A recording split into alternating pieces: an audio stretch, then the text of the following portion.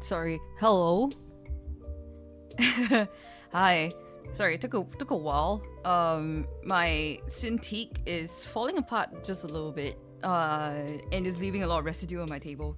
It's just like the rubber part underneath is just like cracking and like falling apart. So it's just like been shedding black pieces of old rubber all over my table. I need to clean it up. Hi maybe. Hi Ogena. Dragon tos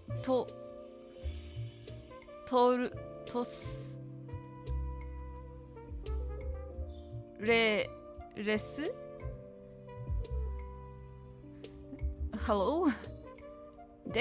Dragon to this. Yeah, you translate this for me. Oh, thank you. Hello. Hi everyone. It's been a while. I'm here. I'm gonna make a stamp. I need to make a 555 cm stamp today for a stamp rally for Dojima. And by the way, shameless plug here. I'm making no, I've made a catalog. Oh, it's here. Oh shit. Oh, Tomodachi Life is here. Yes. Okay, I'm excited. Very excited to play it. Also, here is my Dojima catalog. If you guys are curious as to what is going on. Also, I'm testing out the new Go little the face tracking. Well, it's interesting. It does move around quite a bit, but it doesn't track like expressions or anything. And I do need to be looking like directly in the camera. This is so weird. I might switch back to VTube Studio in a bit. I just found it so cute, like that they added it just I think today. They're having their first anniversary game update. So it's pretty cool. Also, Dragon Toothless, are you English speaking or do you speak Japanese? Eigo, Eigo? Question mark? Wait, I can't remember how to speak. Eigo, how do you say it? Can you speak English again?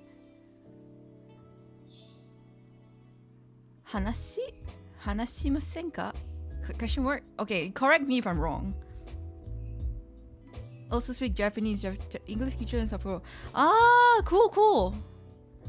Oh my god, Sapporo, I visited like earlier this year. I hope the weather is serving you guys well.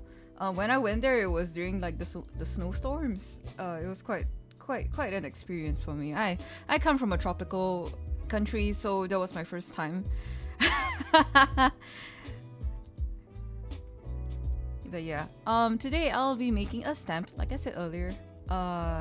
It is for a stamp rally for FF14, so we'll be getting on that grind. I've made a couple of stamps so far this time round. This is my first year actually making stamps. We have a bunch of types that we can do, and I think so far, like I've made this one. But yeah, I have like other ideas. Like this one, I have to make it particularly FF14 themed. So I was thinking of doing like a post-Moogle one, or should I do something related to my Warrior of Light, my character?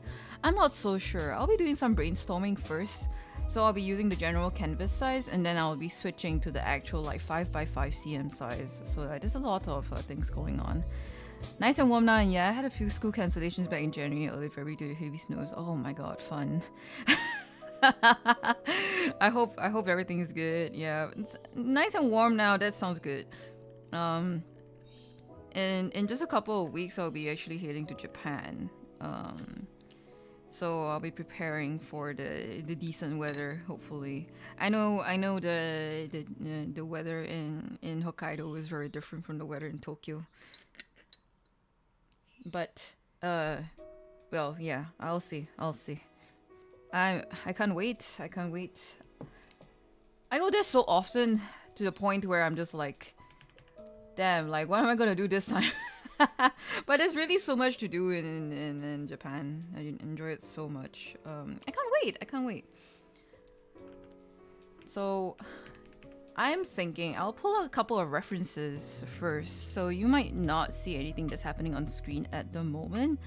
But I'll look up Ishigard XXIV. I might even log into game, but we'll probably have to see. I would have liked to make something that is related to my character, but at the same time, like there's not a lot of details that you can add into a stamp. Generally, they are like very simplified. Let me read chat. Always fun when the vice principal sends a line message to all the school teachers saying like school is closed due to heavy snow, stay home and sleep. Had a moderate earthquake here in Hokkaido on Monday. Oh, I saw the news. There was like tsunami warning and stuff like that too, no? I've only experienced like an earthquake once, and that was in Taiwan. It's kind of funny. I've only visited like Taiwan twice, and it's only for like a week-ish, for both trips. But I've already experienced like typhoon and like earthquake there. But I've been to Japan like at least like 4 to 5 more times than that. So like every year I'm there at least like once, sometimes twice.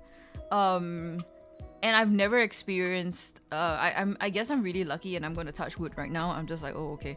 I'm really lucky. I've not experienced anything related to natural disasters while in the country, which is kind of weird, but yeah.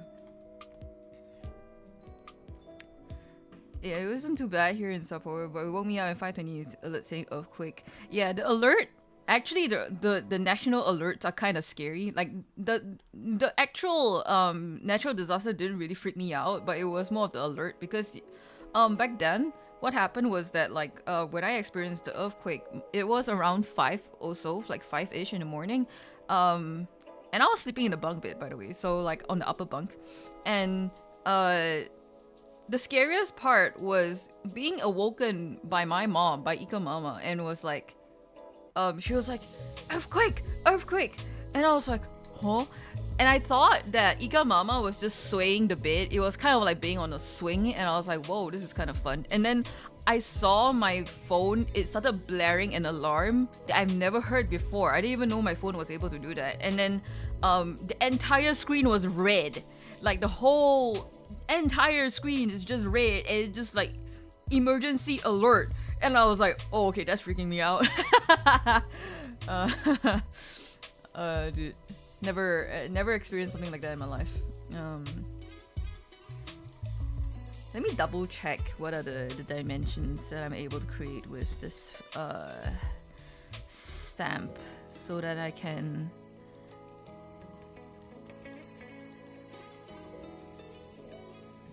like sketch to scale a little bit better.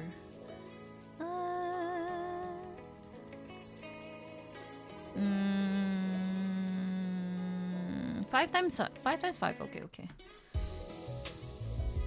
Let me see. Print size. I can preview print size on Clip Studio, and I'm gonna use it so you see it in a bit. Oh, that's tiny. Is that really 5 cm? Is that seriously 5 cm? Yo, that's small.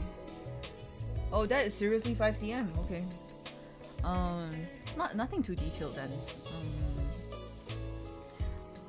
Also, hey Ginya, I forgot. You were here.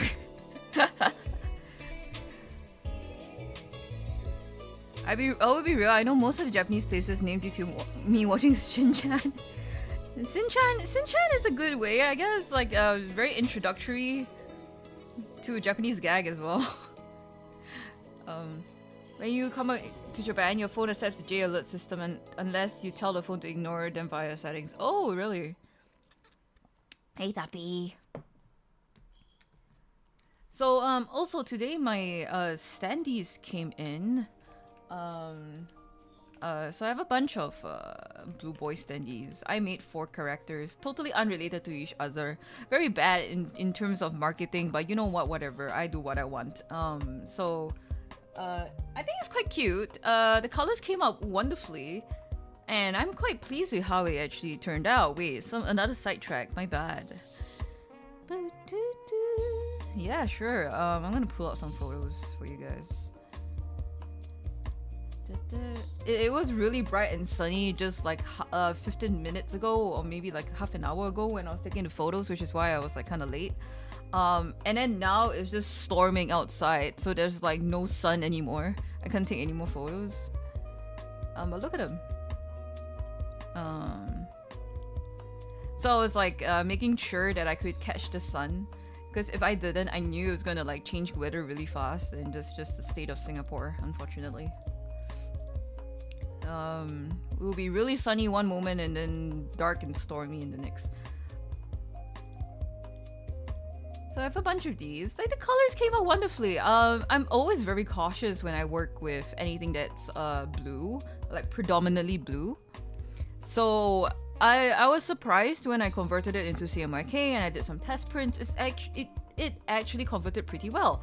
Normally I'll be worried that the colors would be very muted or very dulled out, but it came out pretty good. Not the best quality of photos, because these are stripped off my Telegram channel, so it's already compressed. But you can see some of maybe this photo. And you can kind of see like the sun shining through like the acrylic and creating a lot of like different.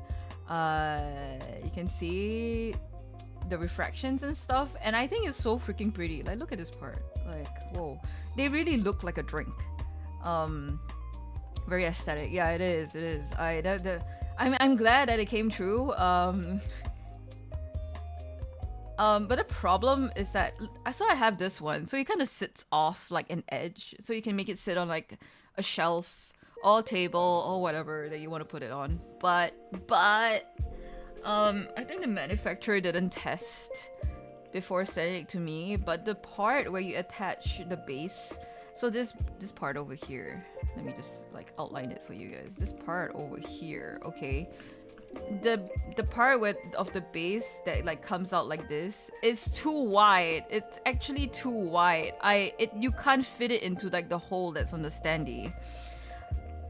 And it's so bad. Like, I had to file everything down, so I have to like go through every single piece that I received and file it down manually, and I'll probably have to make them B grades. I'm not sure. This reminded me I need to work on my project. Okay, please go and work on your project. Oh, quick question. How bad is congestion around Singapore during Formula One weekend? I asked as some cities shut down for the race. Pretty bad, I must say. I hate going out on weekends during the F1 period because way too many tourists. If you stick, actually, it may not be as bad as some major cities. Like, I've been around like well, I guess Tokyo during rush hour and stuff. It's kind of like that every day. But if you plan around like taking public transport, just avoid the general like if you avoid like City Hall area, City Hall, the few stations around City Hall, if you avoid those areas, you are generally fine. I just think that public transport would be a lot more crowded.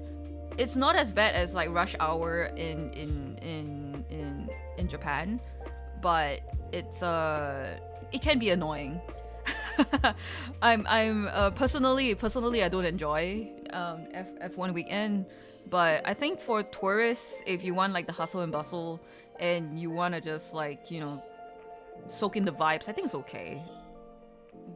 But you can if you're considering taking like Grab or like any street hail service like for taxis and stuff, not a good idea because all of the roads around like the F1 track is closed, and generally things get quite congested around that area. Yeah. But other than that, I think it's okay. You get a lot of like things going on. You get a lot of F1 campaigns. Pretty funny. I'm quite I do enjoy my piece, and like in recent years, like tourism has been like booming. It's a bit of the same problem with like over tourism in some spots, and it gets a bit annoying when you're like traveling, especially when people are a bit rowdy. But yeah, I think from a tourist perspective, it might be fine.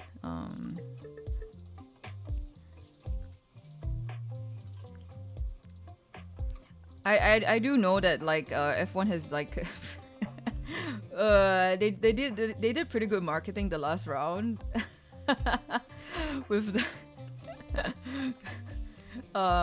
what's his name again? It's a funky tune. The do do do do. It's so funny. Enjoy it. I enjoy it. Okay. All right. Back to work. Let's see. Oh, Max Verstappen. Yes. Okay. Thank you. That guy. I know they have like they low key have like character personalities to them. I mean, yes, they are human, but like they are marketed in a way, and it's so interesting. It's so interesting to me. How people are like actually shipping them online as well. Like, yes, this is a very interesting space to be in. You know, like I don't really participate, but I think it's just really funny. I'm going to be so real when that tune plays. I don't know what the words are, so I think Mike Wazowski. I know it's Verstappen. But I can't remember whether it's Max or Marx or Mark or something. You know, like I don't want to get the name wrong. I just know it's something Verstappen. I don't know if I want to create like the city. And then you have like the bridge. Ishgard is very complicated. I'm just gonna do a rough approximation of how the city would look like if a chicken made it. And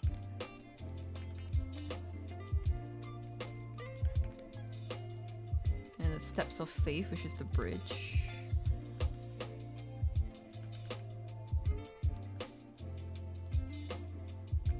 How do Mughals look like again? Damn, I don't remember how Mughals look like. I'll try to bring up my reference. Sticker? No, this is a stamp for the stamp rally.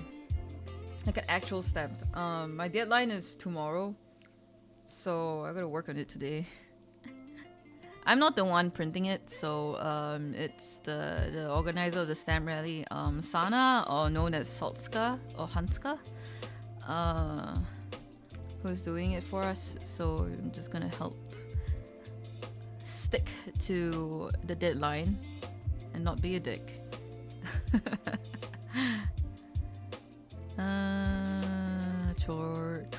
Chorto mate. I know Mebby has been looking at a lot of like I've been listening to a lot of like butchered Japanese. A chotto a minute.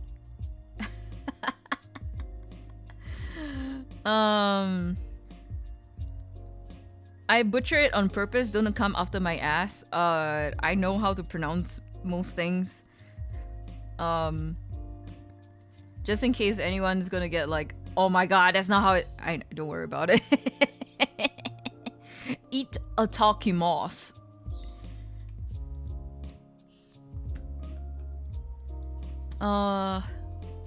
Post-Mughal FF14. We're gonna be here for a while today. I'm technically mostly done with whatever I need to be. I need to do. Well, digitally anyway.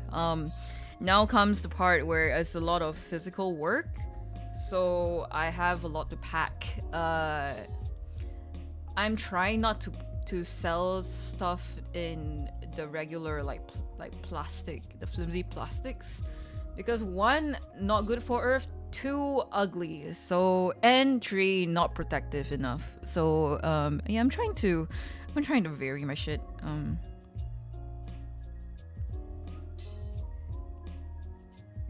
When my goal looks at the camera, it feels so accusatory, like.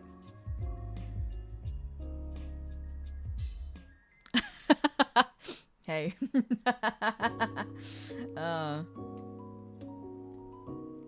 It's kind of weird. Like I calibrated it, but every time it turns to like a certain angle, it just is perpetually not looking at the correct direction. It's like, hey, can you please keep it down a bit?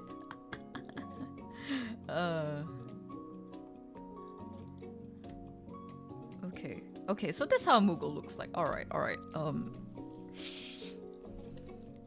Do I want to draw a city in a tiny stamp? Do I want to do that? Oh my god. So anyway, Dojima will be happening on the 9th and 10th of May at Suntech Convention Center. It will be, I think, from 11, either 12 or 11 a.m. Wait, 12 p.m. or 11 a.m., not 12 a.m. And we will be very busy throughout that weekend. I'm not sure if I'll be able to stream next week, but we'll see. I'm starting to regret my decision on choosing Ishgard. Like, what am I doing? Genuinely, what am I doing?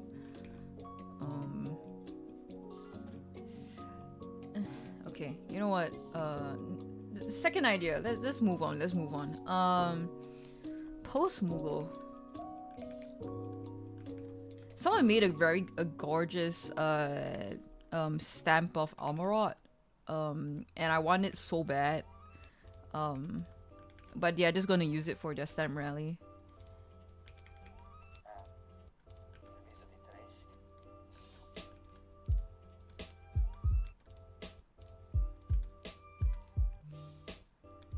And I'm like, damn, I wish we could repeat stuff. I think we can, but it would not be that nice. I do want an Amarot like themed stamp. And for those who have no context on what I'm talking about, Amarot is just a very key integral city that has a lot of meaning in the game, and it's very aesthetic. It's like underwater. I can draw a Moogle. Holy shit.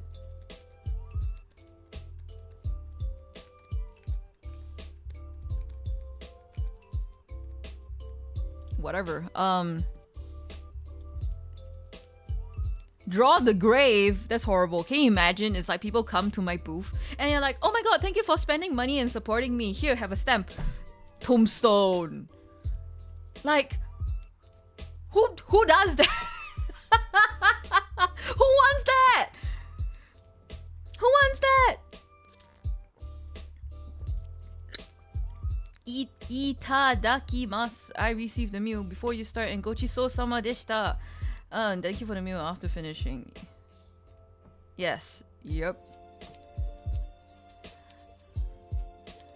Basic manners, guys. Remember that when you go to Japan. Yeah, I don't remember the meaning. Studying Japanese for a bit is like she's Japanese notes and songs without subtitles. Just say those. Yeah. Don't worry about it. We're all here to chill. Have a good time. Excited to get stuff from Ginya and Ika. Thank you, Okina. Also, if any of you guys actually have the opportunity to drop by, those who are in Singapore and the neighboring countries, if you have the opportunity to drop by, if you do tell us that you are our viewer, we have a special gift. It's something simple. We just I made some small gifts. It's very limited in quantity, but if you say that you watch Ika, I'll give you an Ika thing, and then if you watch Ginya, you get a Ginya thing. If you say you watch both of us, I'll give you both. Okay? You just have to be brave enough and say that, hey, I'm a viewer of so and so. Just be brave. All right. Minimum effort here. All right.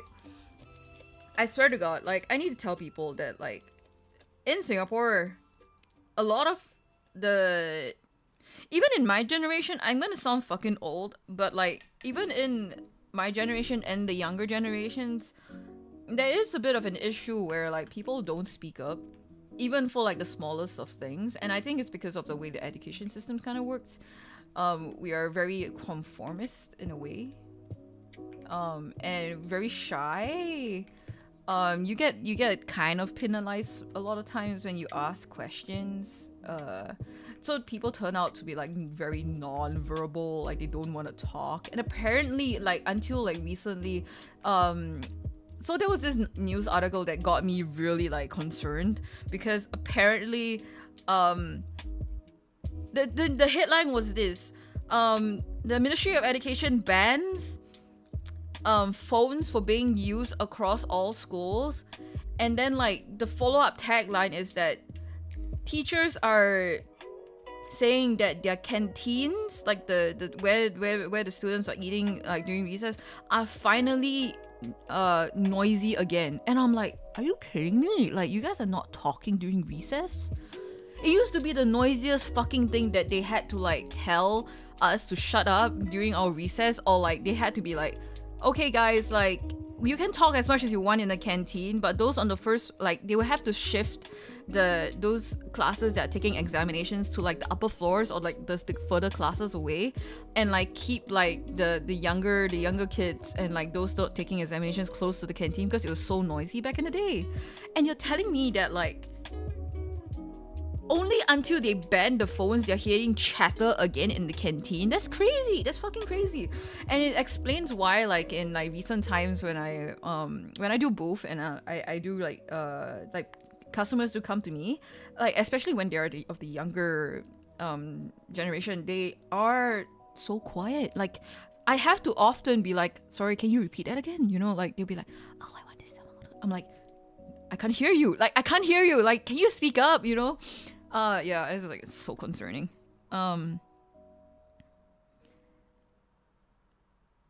Let's just see. Hey, Hakon.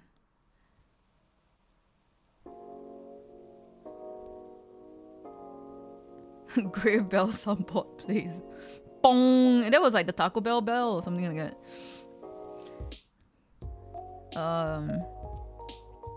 Can't believe they're baiting us to ourselves. I'm not telling you to tell us who you are. I'm just telling you to tell us that, you know, hey, I've seen your fucking streams. I've heard you yapping online. It's more embarrassing for me than it is embarrassing for you, honestly. I'll be like, ah, shit, you watch me? Damn, that's kind of embarrassing. Like, you heard me yap about stupid shit? Oh, my bad. Like, let's get people to talk this time. I'm gonna be invasive. You guys are not buying and running, okay? Des, I'm looking at you. This guy, this mod of ours, came to our booth last year, was like, can I buy one Ika thing? And then we were like, just Ika? And then he like he looked around, he was just like, And we were like, okay, this guy's sus. Like, he knows something, he's up to something. He buys it, and then he runs off. And then on the second day, he comes back, he buys the other thing, like the Ika one. And then we were like, you're Des, right? And then he just like, haha. And then he gives us like extra money, like tips. And then he does this like little gremlin like run like off into like the crowd. And I'm like, dude, what the fuck? It was so funny. It was so funny. Yeah, actually, honestly, Genya, what are you gonna do? Are you gonna like hold them by like the ankle? Like, you gotta tell me who you are. Like, you grab their ankles under the table. You're like, you're not allowed to move until you tell me your name. We could barely hear each other during recess. Exactly. That's what I'm saying. Like we it was so loud, and every time you get out of like the canteen, like your ears, it's kind of like getting out of an arcade or like getting out of like a karaoke session. Like your ears are just like kind of like ringing. That's how loud it was. Me and my friends have phones, but who doesn't talk during while eating? Right? I was so shocked. I was actually so shocked. As we teachers are banned from using our phones outside the staff room due to disgusting incidents in Nagoya last year. Oh dear. When I used to teach in Texas, kids would bring their phones and not give a damn if the school has a no phones policy. They would try their hardest to sneak in texting while in class. Unaware that I could see their eyes. Yeah, very obviously, right? I was there in that position. Like, I would try to like I had my phone. I brought a huge pencil case to class, and I had my phone just like relatively tiny back then. It was like those really old touch phones, and I would read fan fiction in class. I would not be texting because obviously I'll be typing, right? But I will be reading fan fiction, or I will be reading web novels. So at least I'm still reading. You know, it's not entirely a bad thing. But I'm also not paying attention in class, which is I'm kind of guilty of. My bad. We had a no phone policy in class, but we could bring phones around school. We just couldn't use them during recess. We can use them after school. I'm gonna assume that the rules changed over the years. It's been a long time since I've been in school, so like I'm gonna assume that like it was allowed during like all periods or something like that. And then now they have banned it because the news was pretty big in Singapore. Catching you all, you sneaky bitches. Yeah, we are. Did you mention yesterday? Oh, like okay.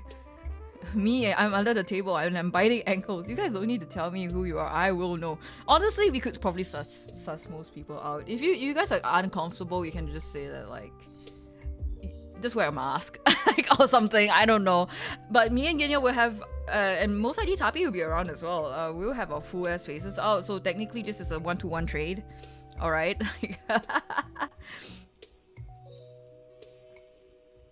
Not if I code switch. Not if you code switch. You want to talk to me in the Singaporean fucking accent? You want to talk to me in Singlish? Okay, let's go. I'm trying to decide what the funniest thing to do would be. Tend to make my Japanese students cry due to them not being used to having teachers tell them that they are proud of them and to believe in themselves and follow their dreams. Aww. Dude, education is harsh in like Asian countries. Like I must tell you, like if you say that here as well, I think most people will cry. Like I've never heard that until I went into tertiary education actually. And tertiary education, like most of them, like the teachers are a lot more down to earth. They have touched grass. Like, but for most, if not most of my education experience, I never received that kind of praise. And I guess it might be quite shocking, quite shocking for people who are not used to the whole that kind of nurturing, I would say. How do I fucking draw? Why are Mughal so hard to draw, actually? I've been an artist for like more than 10 years. What's going on?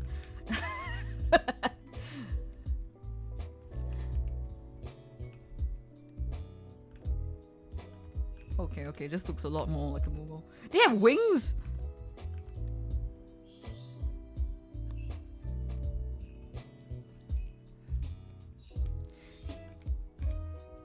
I would get teachers back then, like, for example, like let's say examination period is over and we are waiting for our scores. And the thing is that back in the day, we will have this thing called the streaming exercise. So what they will do is just like after 2 years, they will reorganize all the kids into like different classes based on your scores, so that they can like teach you according to your skill level in your subjects.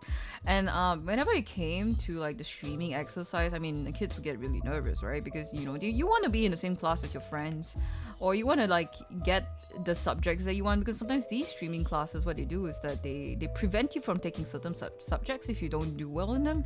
Or let's say like I really want to do art, and the art subjects only available for the first 2 classes. If I don't do well enough for all my other subjects, I will not be able to do art, because I will not be streamed to the first or second classes. So on a similar not on a similar, but like what happens is that everyone get really nervous, right? And most teachers will be like, oh yeah, we kind of saw your grades, and like most of you are gonna do well, don't worry about it, you know. Normally they're nice about it, but I had like my teacher come up to me and like no, she didn't even come up to me. She told me to like walk up to her table. She was just like, you know, Ika, I don't think you're gonna do that well, regardless of what you score. I don't think you're like gonna get anywhere like above the 4th class. So like don't keep your hopes up. And I was just like, what the fuck? Like, yeah. At the point of time, I was just like, oh man, that sucks. You know, like, I mean, yeah, like what was I expecting, you know? And then the actual results came out, and just, like go and suck my fucking metaphorical dick, I guess, because I got into the 2nd class. So like I'm very used to teachers just being mean overall, and like yeah, I think I'm not sure if it's a common occurrence, but it's never like it's not surprising to me. I want to start getting back into drawing. Given my artwork abilities were crushed by my junior high school art teacher back in grade 7, he would tell me that my art would only be ever good enough to be flushed down the toilet. What the hell? What the hell? Art is art. Art is art. Everyone starts somewhere. And I'm glad that you want to come back into it, because, you know, anyone can start at any point of time and like, you know, improve like insanely fast, as long as you like have the right mindset to it, you know?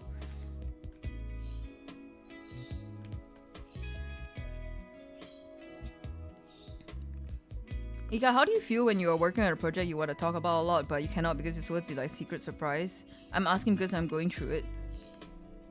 You mean like when I kept Assassin's Creed Black Flag Resynced a secret for 2 years?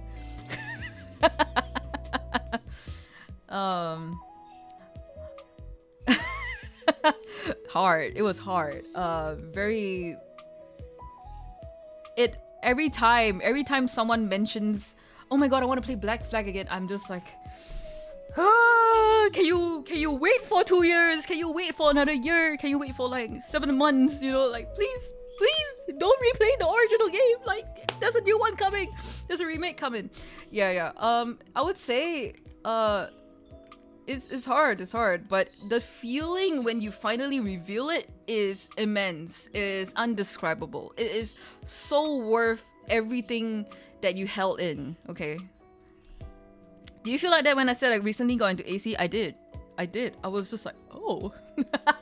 But I mean, you knew that I worked in Ubisoft, so like, so it's most of the viewers here know that I work in the Big French. Anyway, by the way, the game is coming out on July 7th. Please look forward to it. My team is hard at work. I'm no longer there, but my team is hard at work right now. And I'm so sure that they will do their best. They'll definitely be doing their best to get the best quality of game out there for you guys. The Singapore studio is leading the project, and I am familiar with everyone who's working on it, and they are some of the most fantastic people I have ever met in my life. So yeah, I am quite assured that the game will come out good. Anything that is bad is most likely not them. Wink wink. But not just you, maybe like every other instance of like my friends telling me that like, oh my god, like I remember playing through Black Flag and I having to do this, that sucked balls. And then I'll be there at the back of my mind thinking like, thank god we fixed that in the remake. Like, or sometimes they'll be like, oh, I missed this function, I missed this thing, and I'll be like, oh, he may not be in it, I'm not sure, you know, like it's one of those situations, and I can't say anything. I'll be just like I agree, like, or I'll try to be like, oh, what was so good about it, I want to know. Not me going to like my superiors probably asking, oh, can we just like, maybe can we add that back? Of course, but of course I didn't do that. Quite funny, I must say. The instances that I've gone through are quite hilarious. I had a 2-year-long joke running between me and one of like my FF friends. So like she's a big fan of Black Flag, the original one. And for a long time, she was just like, when we were playing FF14, Dawn Trail, you start out on a boat and you're sailing to a new continent. And then she's just like, guys, it's just like Black Flag, we're getting on the ship! And I was just like, only, I must admit, only like TDK knew, because TDK would see the shit I have sometimes, and he'll be like, I only or Axia, like I mean, because me and Axia we're partners, so like the both of us were just like Lamal, like they don't know. I'm like, yeah, they don't know. And I do pride myself on keeping secrets, so every time, maybe not just like something as big as AC Black Flag, but like even smaller stuff like surprises and whatnot, I think it's a lot more joy to experience like the little giggles and the little like hee hee haha moments like that you have trying to keep it a secret from someone, and then like when you finally reveal it to the person, it just feels triply as good, you know, like it's not even just doubly as good.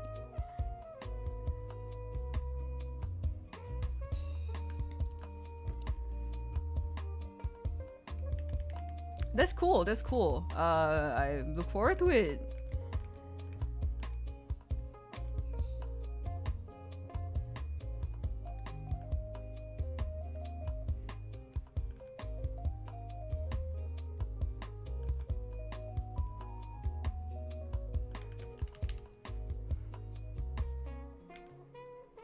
Also, I got my dev shirts. I got my dev shirt and hoodie yesterday. Went back to visit the office just to collect them, and also I got like free food, and everyone was so nice. I miss the team so much actually. Yeah. Hold on, right here. Look at it. So this is the hoodie, and this is the shirt. The back of the shirt is the same as the back of the hoodie. It's basically black gloss. It's black gloss on a very very comfortable black cotton-ish. Yeah, I think this is cotton jacket. Pretty suitable for our weather. Yeah. Imagine me parading this around. This is just, oh my god.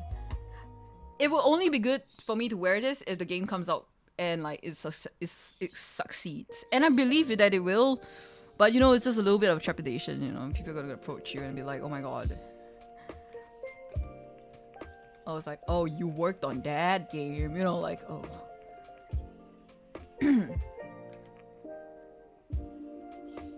But it's okay, we have to be proud of it. Saw your story. How the hell did the turtle get there? Okay, so for you guys who don't have the context, yesterday I went on a walk. I went to a park, and this park is huge. It's like one of the biggest parks. It is technically 3 parks combined into one. One of the biggest in Singapore, and there are a lot of ponds, and like there's a lake there. So and it was freaking hot. It was like 32 degrees out, and that's typically on the higher end for Singapore.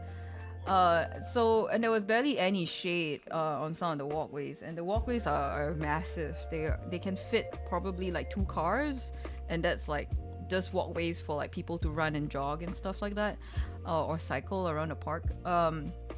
So I was about to cross a bridge into one of the other parks, and right in the middle of the pathway there was a really small terrapin turtle. It was about the size of like maybe only 7 cm. It's really tiny. I could hold it with just one hand.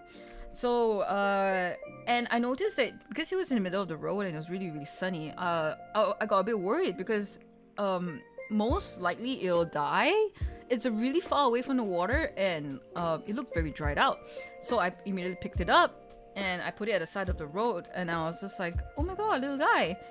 And it was starting to struggle in my fingers because like it was trying to get off, and I was like, okay, I get it. Yeah, it's not used to flying, you know. It's not used to getting lifted up into midair by a huge giant.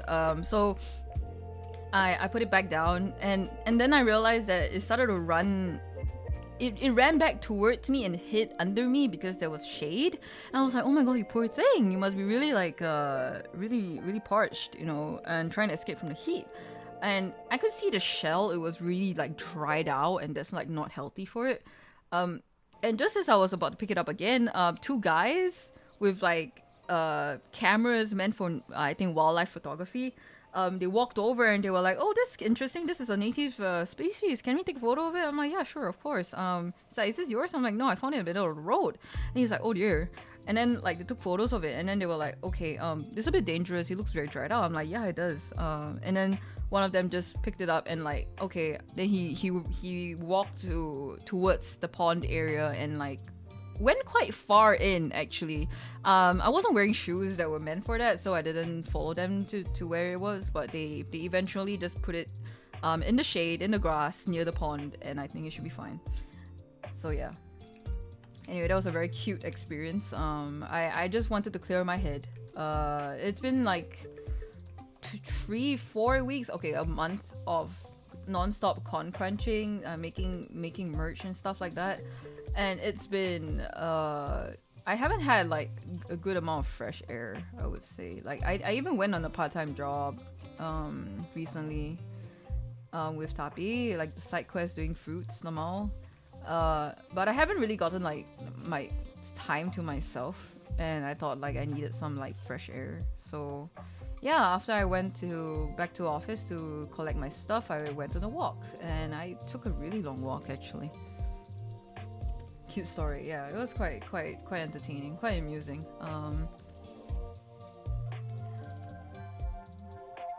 I think this kind of like little breathers, mental health breaks are so necessary. In fact, I found out that like it's really nice to go there and do work. I might return there again. It's like cheap, relatively accessible, not crazy far. It's kind of far, but not too crazy far. Good walk, a good amount of nature, very pretty structures there too, and very far from city center, so it was very peaceful.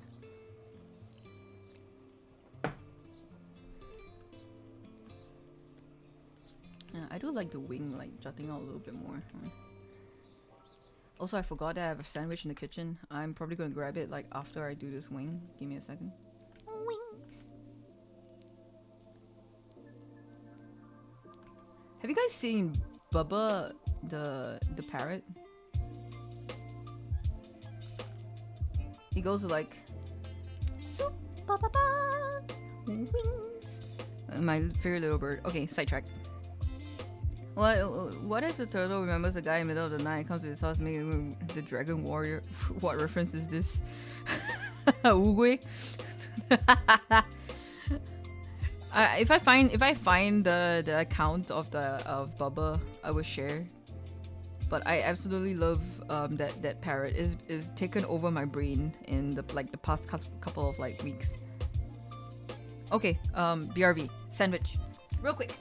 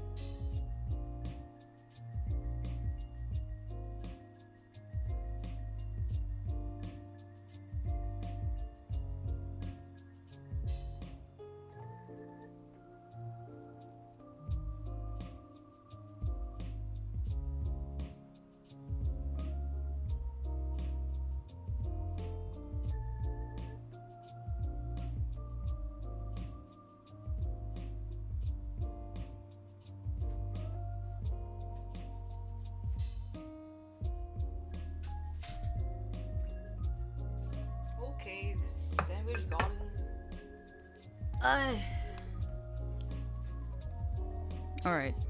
I've got bread. One is Nutella. I freaking love Nutella, but it's always dangerous whenever like I have like a jar of it at home, because I know I will finish it and that's not good. So I rarely have Nutella at home. It's not because I don't like it, it's because I love it and I know I will like eat the whole fucking container. But I recently bought like Nutella because like I needed a chocolate drizzle for the sundae that I was making. And I hate Hershey's. I'm so sorry if any of you like Hershey's, but I hate Hershey's. And that's like the only chocolate drizzle that's available in most markets nearby. Or actually I think in Singapore in general, like there's only one brand that carries like a chocolate drizzle, and that's like what, six or seven Sing dollars for a bottle of drizzle that I hate. So like, why do I want to put myself through that? So I bought a jar of Nutella, and I added a little bit of oil to it to make it more viscous, and then like I used it as drizzle for sundae, and yeah, that was pretty good. I have a jar, and yesterday I was talking with Guinea that after pizza I'm gonna eat half a spoon of Nutella raw. You know what? I admire you because you have the restraint to eat half a spoon.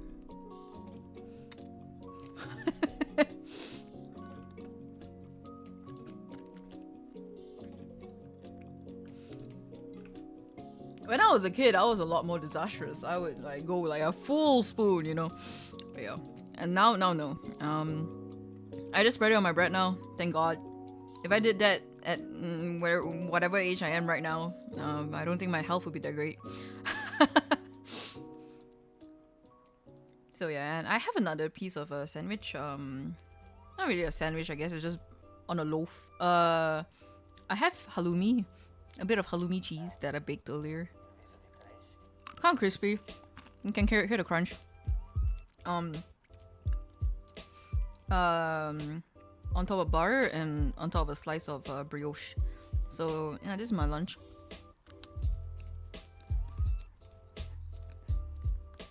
And later for dinner, most likely,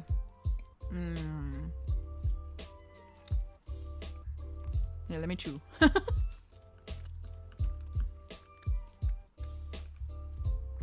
Yeah, later for dinner, maybe I might make soup a little cleaner.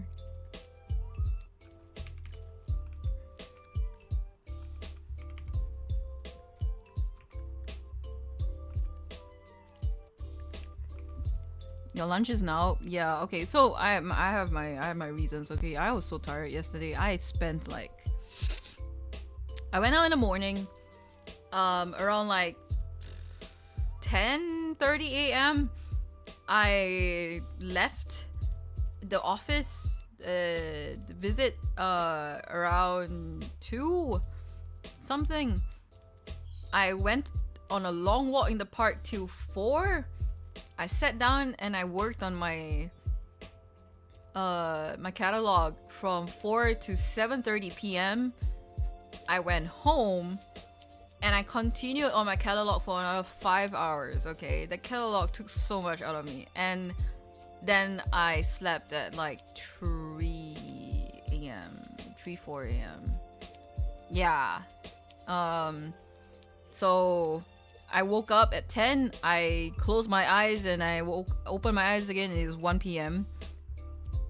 And then I realized that my catalog posts were coming out, so I needed to quickly like do all like the marketing stuff on social media. And then like I realized that, oh, my standees are here too. So I went outside, I went to collect them, and I went to unpackage them, check the quality, take the sample pieces out, and the sun was out, so I was like, okay, I'm gonna catch some photos of them in the sunlight before it goes away. So I did that, and true enough, the sun disappeared like half an hour later, and then I had to start stream. So yeah, it's unfortunately I completely forgot about lunch.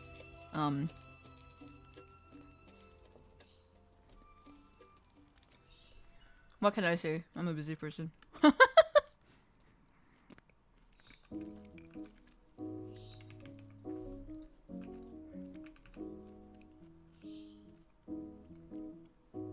I I didn't expect myself to take so long on the catalog, by the way. If it's illegible and it's like too messy for you guys, my deepest apologies. I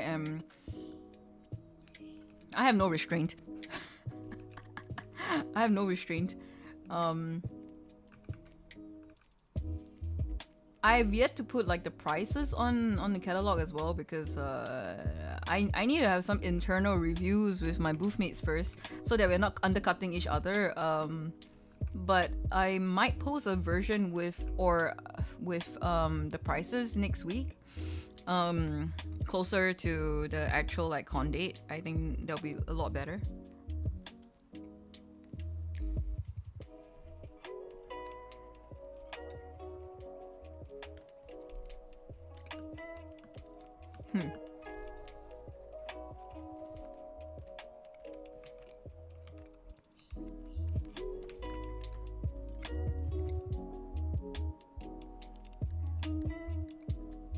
Actually, Post Moogle is kind of cute.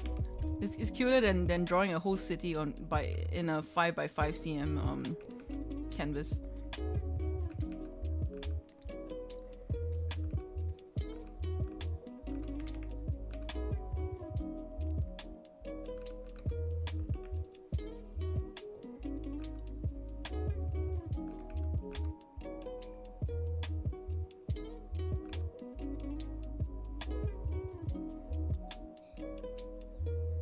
Oh right, here whiskers.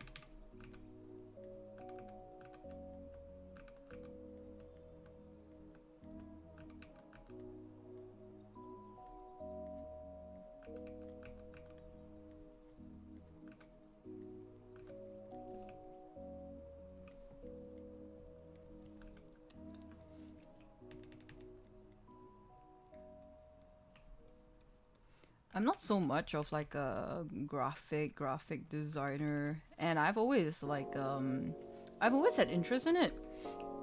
So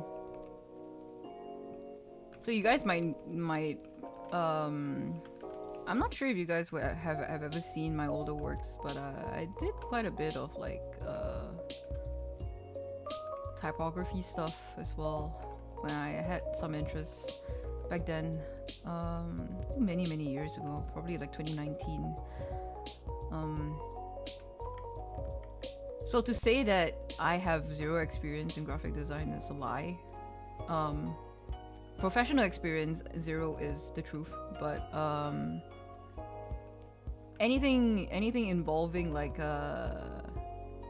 merch production or illustration, I have had some I've delved into it a little bit, but I can never say for sure whether they are good or not, because it's always like very experimental, just very whatever I feel good, it feels good, never really follow any principles.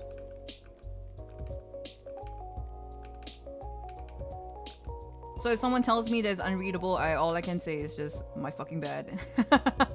I'll try better. I'll try harder.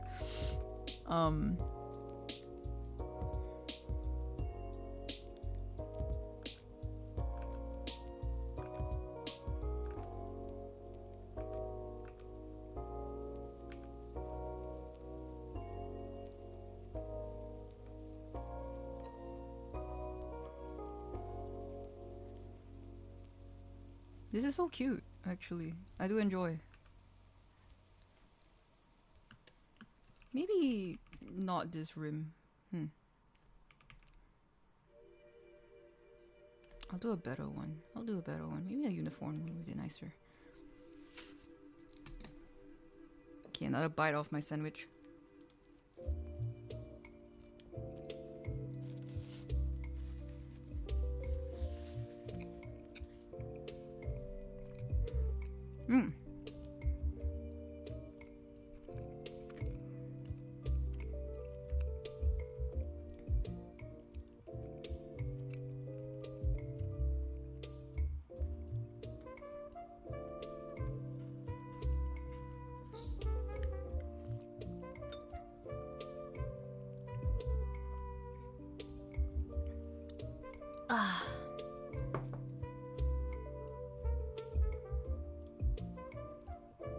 Oh my god, just as I said this, another graphic designer friend says the catalog looks really nice.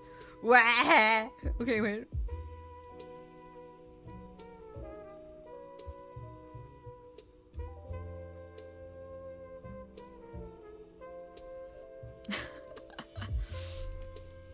Also, I was considering picking up Figma. So Figma is another program that is I think, is it open source or is it free? I'm not sure if it's open source, but I know it's free. I've used it before. I've used it for an app design assignment that I did at some point, and I must say that it's a pretty nice program. I do enjoy using it. It's just that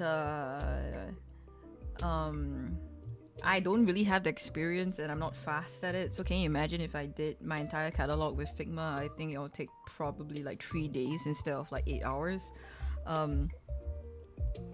But I was considering moving on to Figma as a main vector program. I'm trying to move off Canva because Canva does have its limits and I'm not, so I don't like AI. I mean, who does? But like, I don't like the fact that they champion for it so much. They're like, generate this idea, get this out, and I'm like, oh, shut up. Oh wow, this is almost exact to 5 cm. Yo, I have like crazy estimation skills. Yo, what the fuck? Okay. I accidentally closed the thing. Never mind, I can create a new one. Here. Figma AI sort through my layers. I know Figma has their own version. Most programs have their own version right now. But I feel like it's a better transition from like something that is so consumer facing. Like Canva is so built for the ease, right? But they are lacking certain things. I kind of want to go into Figma, and then like they have the whole playthrough. Is it called playthrough or demo thing where you can like actually click on things and it'll take you to the like the next page and stuff. And I think that's so cool. I can create pretty interesting concepts using that.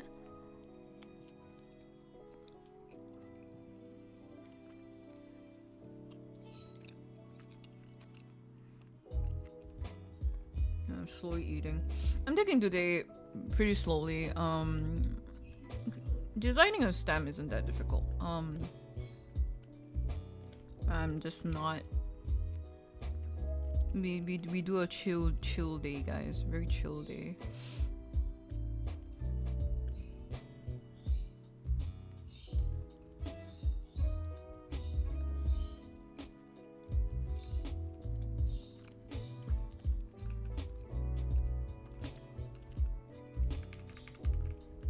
It's kind of funny. Yesterday when I was like out and I'm doing my catalog at a sort of like a cafe. I can't really say that it's a cafe, but it's like it sells very local food at a relatively affordable price. But it's like a bunch of different cuisines. They have pasta too. They have pasta and they have hor fun, and they have like ayam penyet. So like I don't know what to call this place. But while I was sitting there, because I sat there for about 4 hours, 3 hours, yeah, 3 hours. I overheard a lot of conversations happening, and there was this guy that was just going off. It's just like, he was speaking in quite loudly, a few tables away from me, and was talking to this other guy.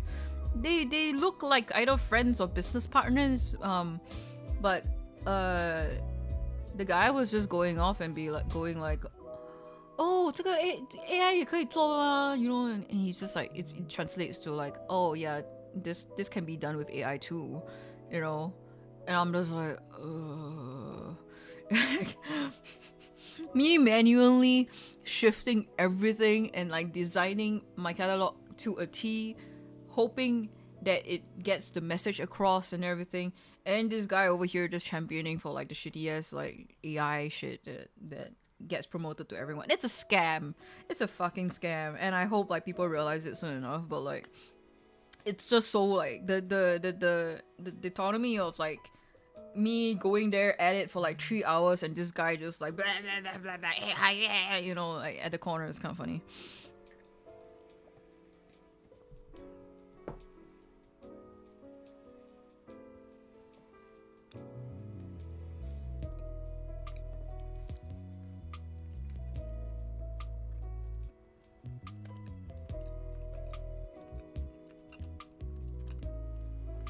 I watched a video recently that was pretty interesting.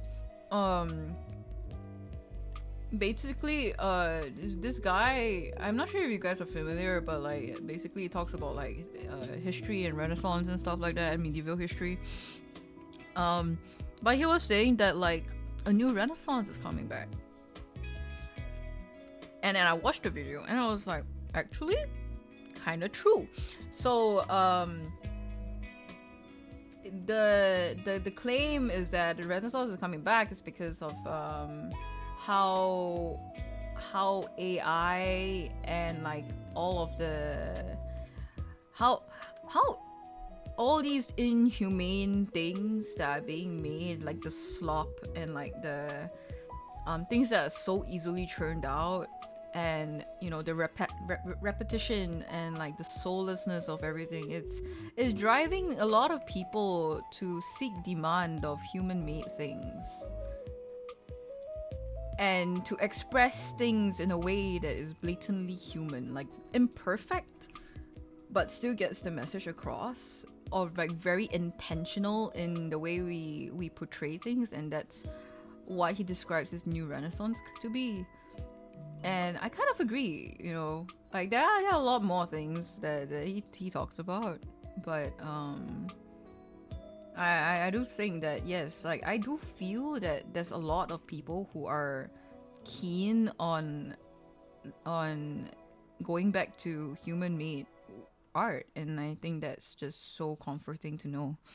I feel there's a strong overlap between generative AI and previous NFT art scam. Before that, crypto, a lot of people hoping to get money for nothing. It is a bubble.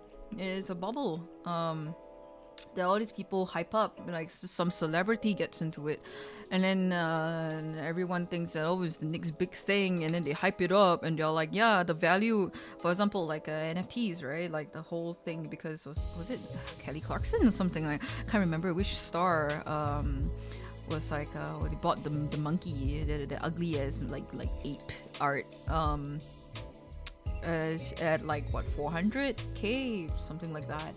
And then she's like, yeah, I got one of my own, you know, and it's just so ugly. Like, are you seriously like? Okay, whatever. Art is subjective, but anyway, this is more on the topic of perceived value, right? Like in most things, like perceived value is what makes luxury goods. So it's already a known thing. It's been around for years, many years. And what NFTs started out as kind of like a certificate of authenticity, and I can get behind the intention of the original creator, why he wanted to start it. I can get behind it. It's because you know you want to be to authenticate the work that you have, and I get it. But the way it ultimately played out and what it got used for, even to his horror, was in a form of luxury, perceived value. It was not perceived as a luxury, and the way people were hyping it up was on a scale that was kind of unprecedented, like just not expected. And the way it was used eventually as like a hoax, like many people were just like taking like a dip out of it, and then they were like, yeah, this would sell. They were like, oh my god, I can create these for and sell it for 40k per PNG, you know, that kind of thing. It's just it you can tell from the start that it was a bubble and that was going to burst, you know. Like you can tell with all these things. Like crypto was one thing, but like NFTs were like the most obvious, like the most obvious bubble that everyone bought into, and I don't get, I'm not smart enough or not well read enough at the moment to understand why people would willingly do that, to go into it. I don't have the perspective of a rich person, okay? Like I am from a very noble like background, so I have no perspective on that thing. But I don't understand why people would buy into it, knowing like you can see it coming from a mile away that this would like fall and flop, you know. I just find it quite interesting that it even got to the point where it did. And apparently now, a lot of these design companies, so-called design companies that that dabble in NFT art, like they so-called designed it and then like put it up on the market. A lot of them have quietly disappeared and shuttered. And I think, you know, that's a good thing. Shame on them, but that's a good thing. Either they don't know it, they're hoping to ride another roller coaster and hand off the bag to someone else. It truly do be. And I feel like a lot of people are just like, you know, it's a bit of like a gamble. It's like, if I can buy into this at an early stage and then it gets really, really good, I can sell off and I can get richer. It's part of like a cycle of greed and a cycle of, what is it? It's a status symbol kind of thing that a lot of people in that kind of society put a lot of value into, that I just don't exactly understand.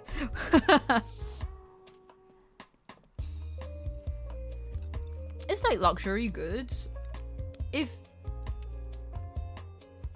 someone were to give me like $5,000 and say like, hey, I'm giving you this $5,000 so that you can buy like, I don't know, an LV bag, or like I'm giving you $10,000 and you can go and get like something branded, I'd be like, you're fucking stupid. Why would I do that? You know, I have no need for this kind of thing, and because I don't live in that society, so like, it's just a bag. Functionally, it functions like any other bag. In fact, it would probably be less useful than most of the bags that I have. They're like a speck of the cost. But I do get that it is like a status symbol for a lot of people, where like, oh yeah, I come from this affluent place, and therefore like, you know, the money flows in and I can I can invest, you know, the kind of thing. Oh, you can invest in me, you know. It's like it's a way for people to sell themselves in a certain image.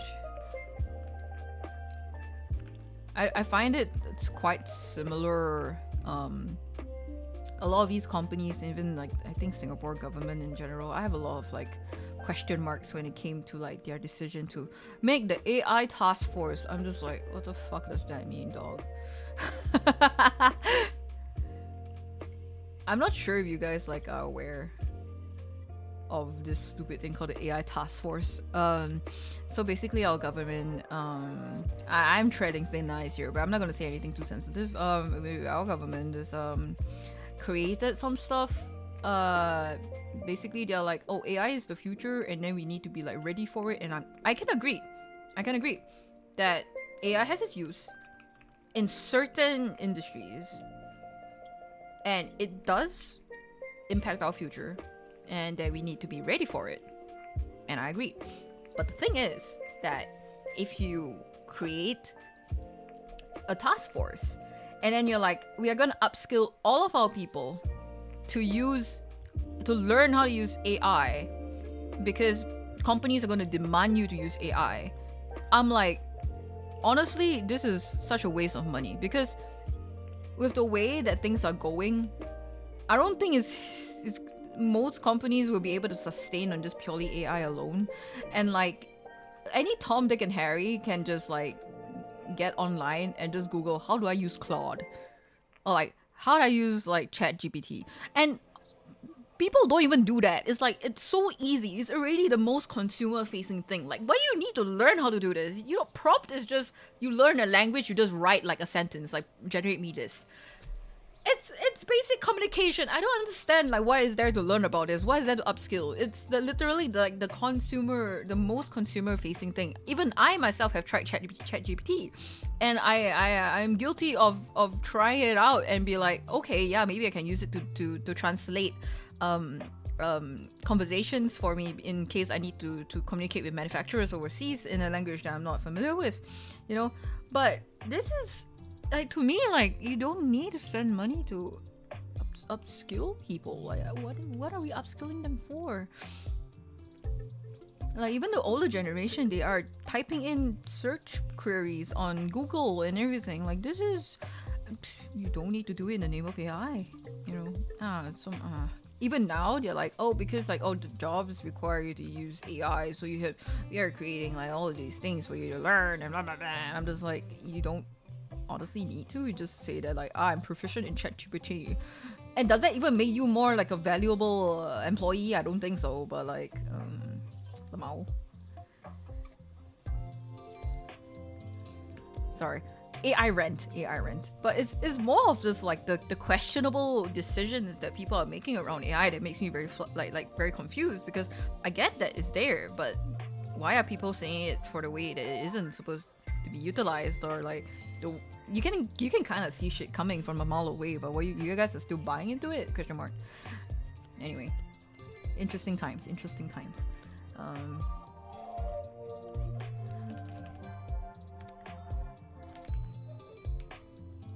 I always believe in like that your personal experiences and like anything that you put yourself through is always more valuable than anything that you can so-called upskill for.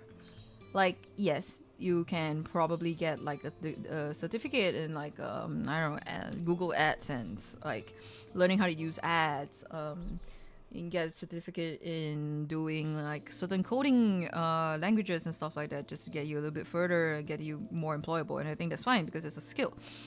But it's like, if you're upskilling to use something that's already so user-friendly, it's like saying that like, I am proficient in Canva. Like, who will hire you? Like which self-respecting agency will be like, oh yeah, they are proficient in Canva, I think this is a great fit for our graphic designer role. Like, who would do that, you know?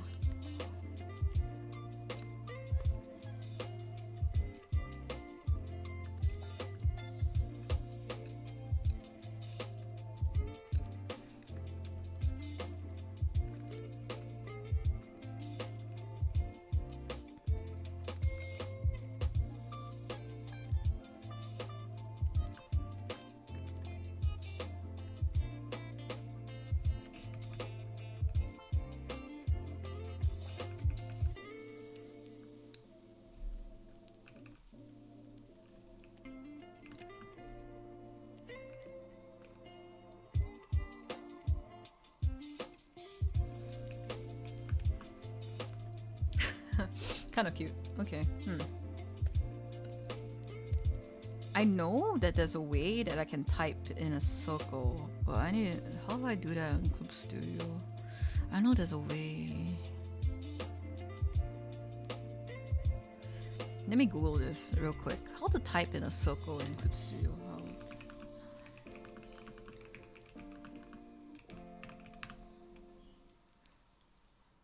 Circular text tool. Select the text tool, choose a subtool such as text, click on canvas, type your text. Enable circular text. Oh really? Okay, post Moogle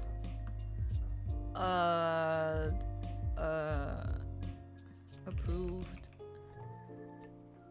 What is something that will be on a stamp at the post office?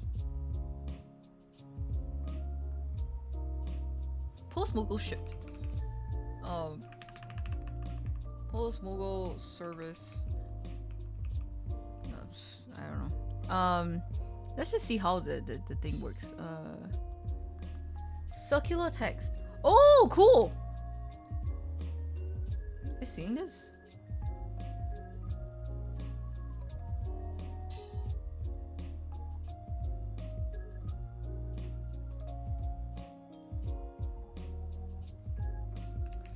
Okay, wait, let me scale it up a little bit and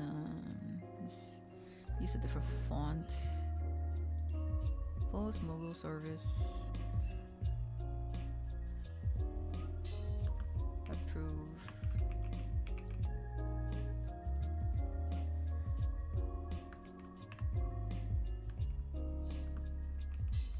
Why is it typing in that direction? Thank you for your patronage.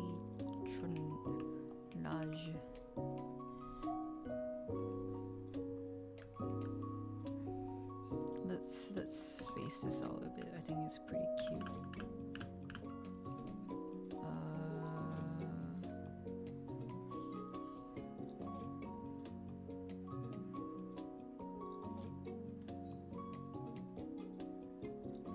I need to centralize this a little bit. How do I do that? Manually.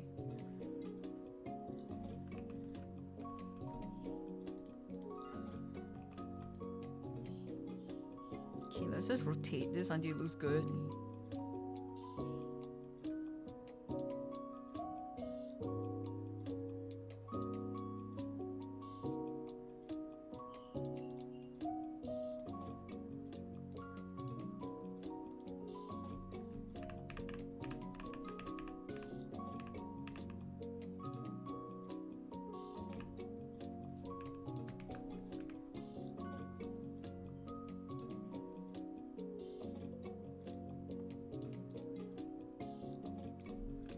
Interesting.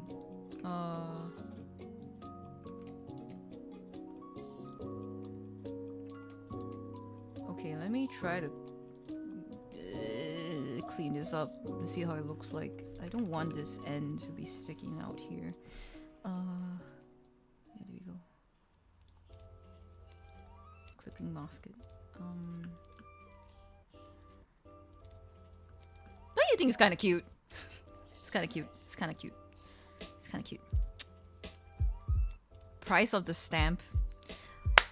Good idea. Okay.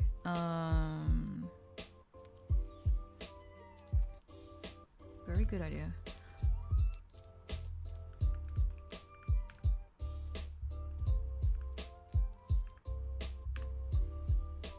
We do it like a 10 cents. I don't know. 10 gil. 15 gil. 15. Okay.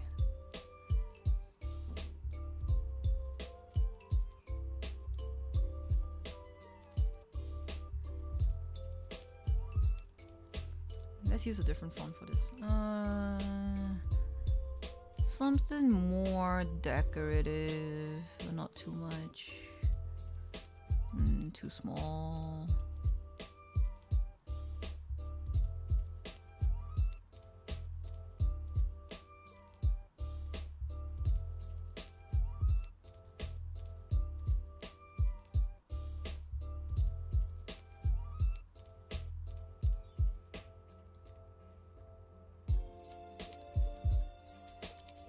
Okay, I quite like this one.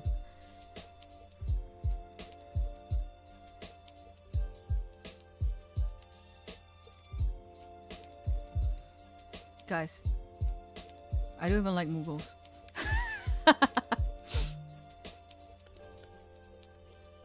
Okay, I'm very impartial. I'm very impartial to these little guys. Little buggers. But okay, I'm quite amused by their like dynamic with some of the characters, so yeah, it's not that bad. It's just kind of funny.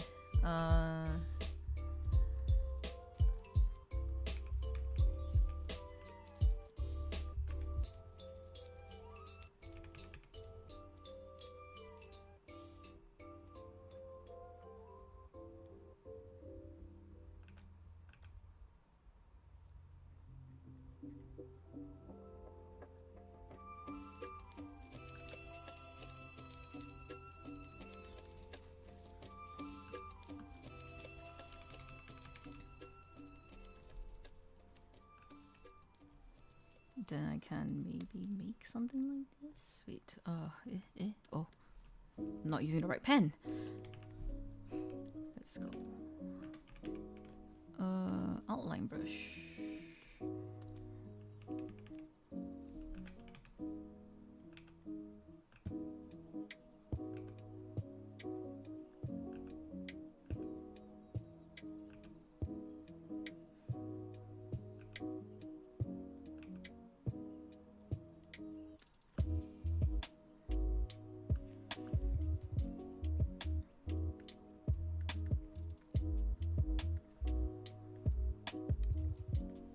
So what I'm gonna do is I'm gonna merge this with the Moogle layer, and now that there's a white there, what I can do is go to edit.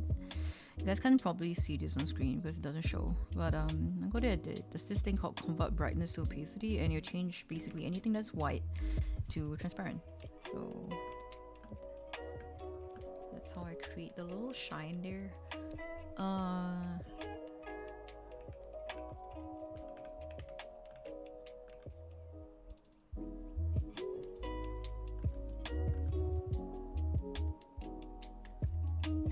Cleaning up the lines a little bit, because this will be in touch with ink. Any stray lines or like jagged lines might affect the carving quality of the rubber that will eventually make the stamp. So I have to make sure that things are as smooth as possible. Obviously the too fine a detail doesn't really matter because you're not gonna see it anyway, but try to minimize the amount of fuzz there is going around. I've been working in a very clean style the past month, and this is not what I'm used to. I'm trained in the painty styles, so this is quite out of my element.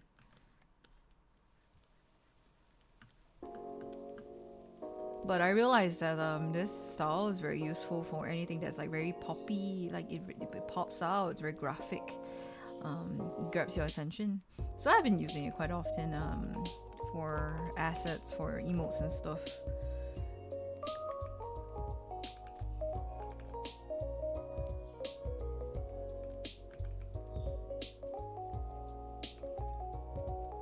And recently, all of my chibis and whatnot, I too have been using them. I'm very, very happy with the way the Arcadian chibis came out.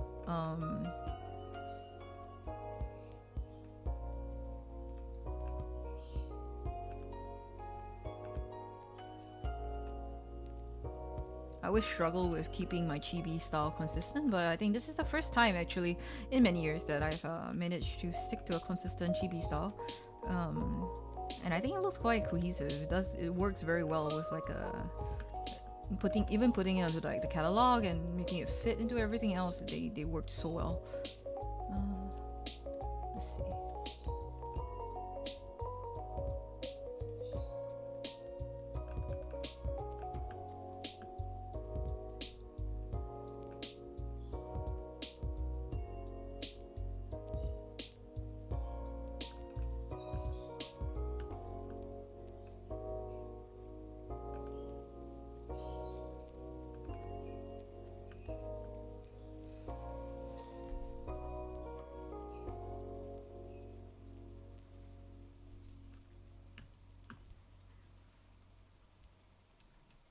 Pretty cute. Let me just double check and make sure that like no one else has done a post Moogle, because I'll be very embarrassed.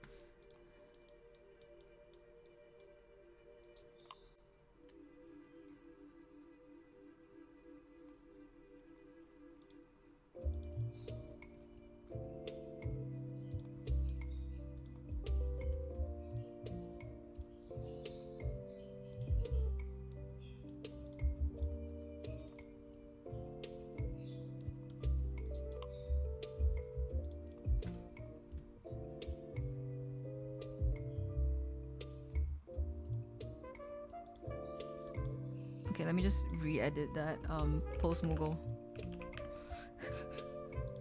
Wait, why did I type it in caps? Post Moogle.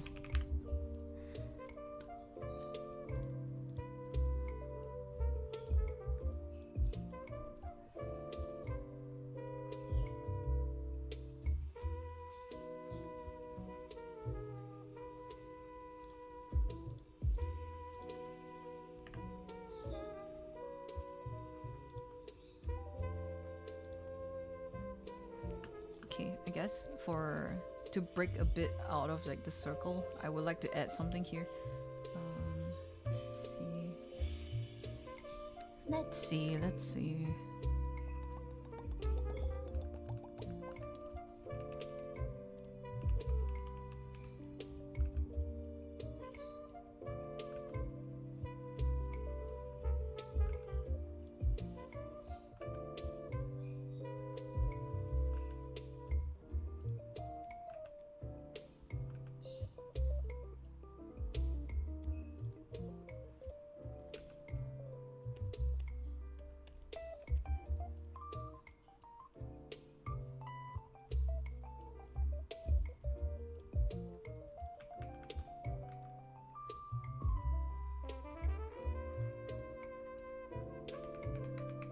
Not very.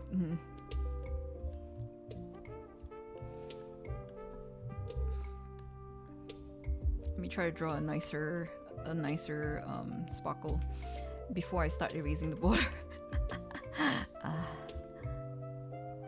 Freehanding this is not easy.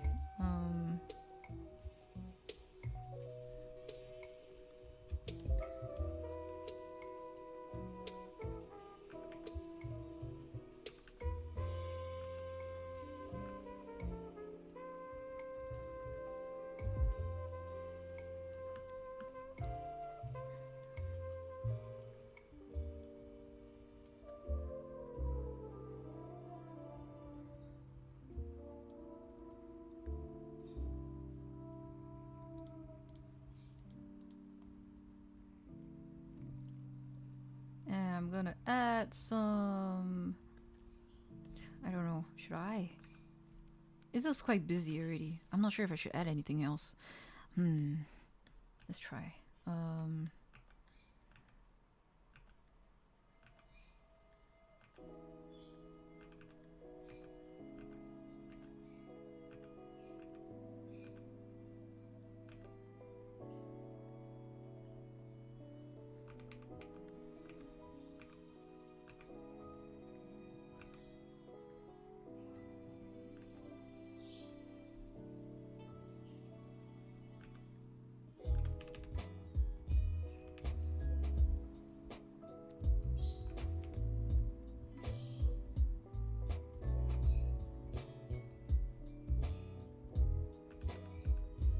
I do actually want to create a space so I can put a dot in there. Yeah. Okay. Let's try.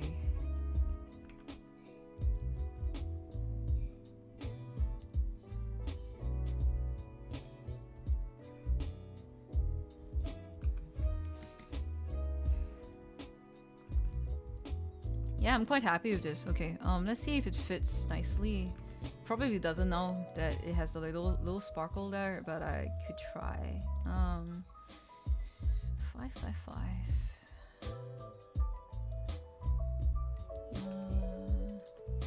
Let me put all this into like a folder first. Save. I'm not saved, yo.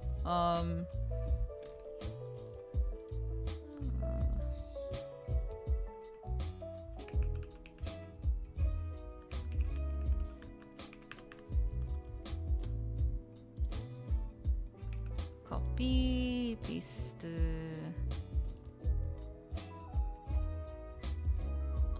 Yep, it doesn't fit properly anymore. Shaj. You know what I can do? Yeah. I'm not sure if it's like a circle or it's like a square and they're gonna print it into a circle, but I trust they'll just scale it if it's too big. And it doesn't really matter that much anyway.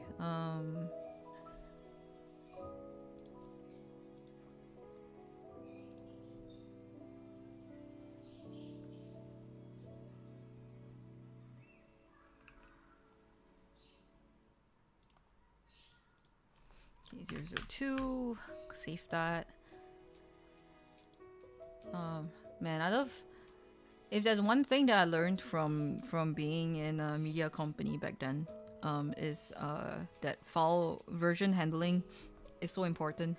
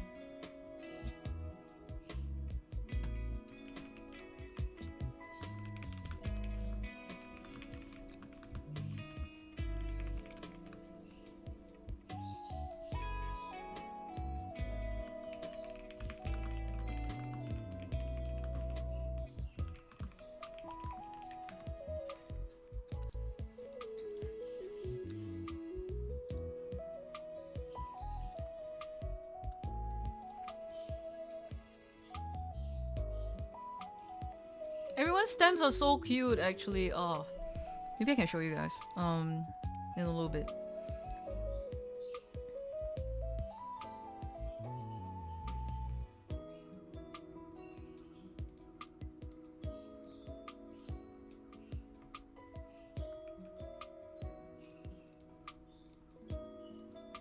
Okay, give me a second. I'm loading stuff onto their drive so that I can just submit this. And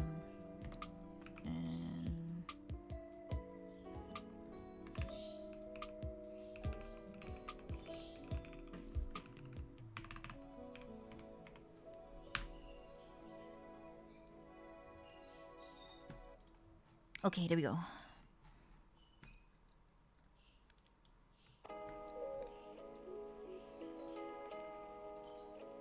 All right. Give me a moment. Let me start up VTube Studio again. As much as I like seeing this little model like move around, as it's a lot more sensitive than VTube Studio is. I think generally because my model isn't rigged that well. I do enjoy, but I still want to look at myself sometimes.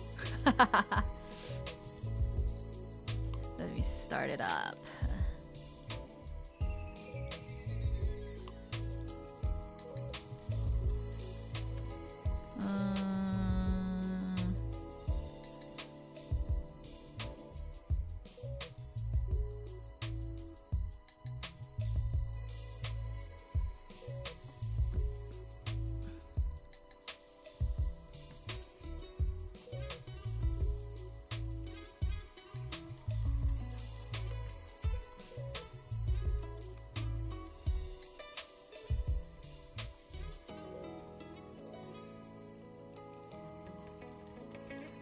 Okay, I'm back. Hi. Okay, let's see. Also, crazy news! Crazy news! Crazy news! One of my VTuber Oshis is back, and I'm so fucking happy!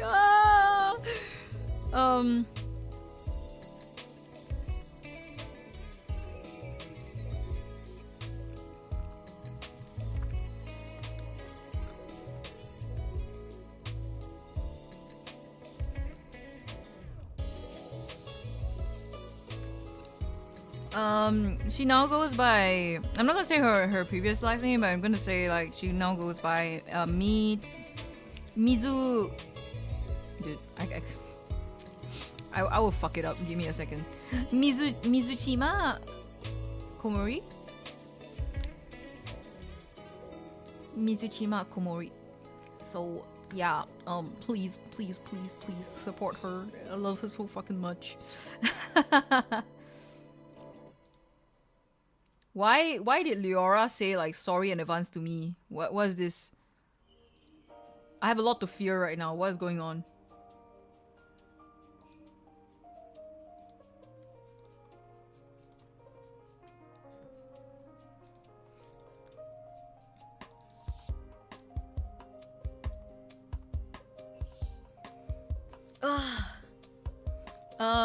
Will you guys give me like maybe like a couple of minutes? I will go and take out some packaging that I have, and I'm gonna measure it because I need to make like graphics for like packaging. Give me a second. If it's here, then I won't be gone for that long.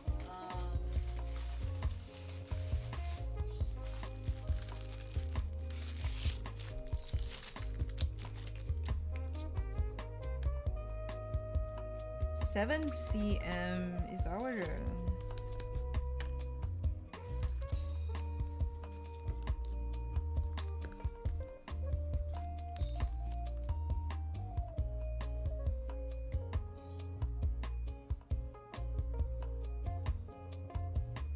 So 7 by 6, maybe? Okay. Let's do this. Tomorrow.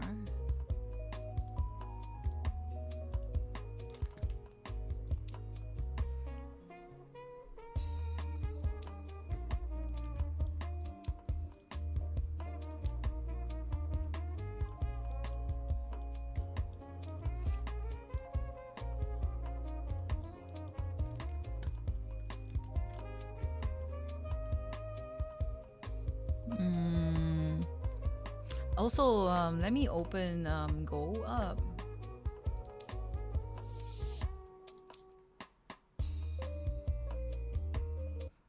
Because I'm no longer using the face tracking. Face tracking is only available in single player. But if I want to switch to multiplayer, I can't use it. So, now that I'm no longer using the face tracking, I can just open up multiplayer. Give me a second. Host. I'm gonna ping everyone.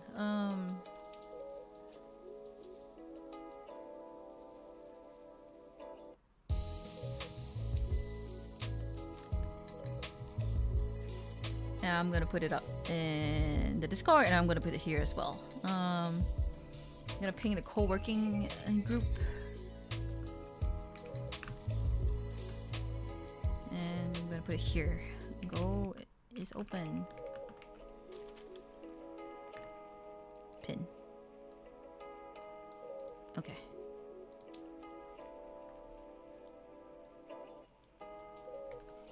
So it's the usual cafe. You want to come and chill? Come and chill. We have lots of space for everyone. Now that I'm done with the stamps, I'm feeling a bit lost. But yes, I still have some stuff to do. So I will do my packaging. So what I'm not sure if you guys have seen Ikamoto's bag. It is. I'm back. I have you guys seen those like things that they like merch that they sell at stores where like they have this paper folded in half and stapled to like the top of it, and then it's just like a plastic that holds like the stuff, usually for smaller like trinkets and whatnot. I was thinking of making something similar. I'm gonna make the top of the packaging right now, the paper part that I have to fold in half and staple. Hi, it's 6 p.m. Let's go. So what I'm gonna do is such a cute stamp, thank you.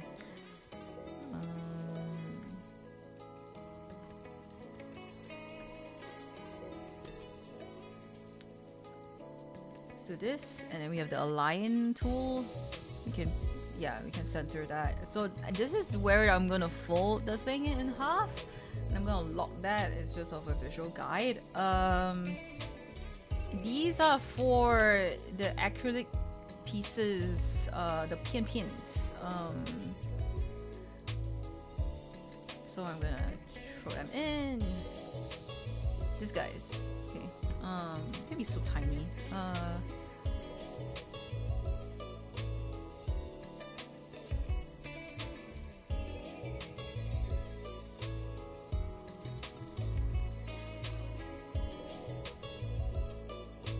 I'm gonna have... How many sets do I have? I'm gonna have 20 sets. Okay, so I'm what I'm gonna do of each boy. So what I'm gonna do is I'm gonna focus on one. Oh, but I would like to resize all of them at the same time. Okay, let me just stack them on top of each other. This is for easier. This is easier for me to like swap them out later because they'll be the same size. Okay, there we go. So I'm gonna scale them.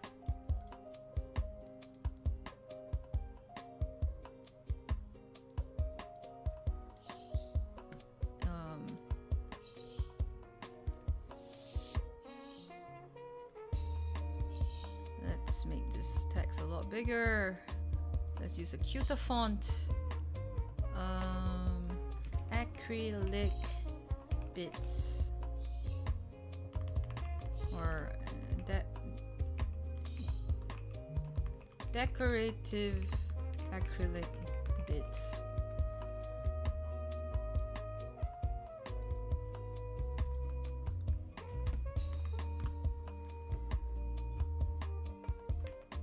I'm not gonna go too crazy. Is this price tag? No. I'm making the packaging, like the top part where you fold it in half and then you staple it to like the bag.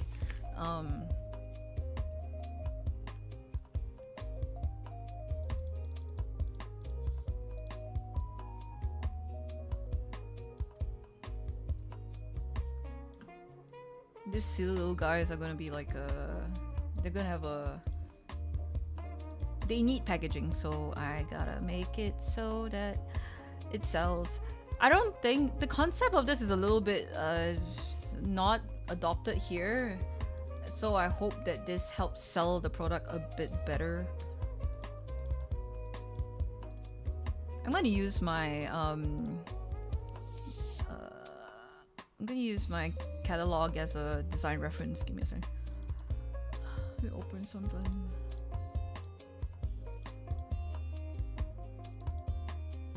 Okay, so this is my catalog. Candy package indeed.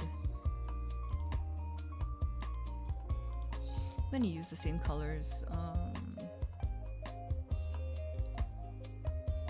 Shit, how do I do this? There we go.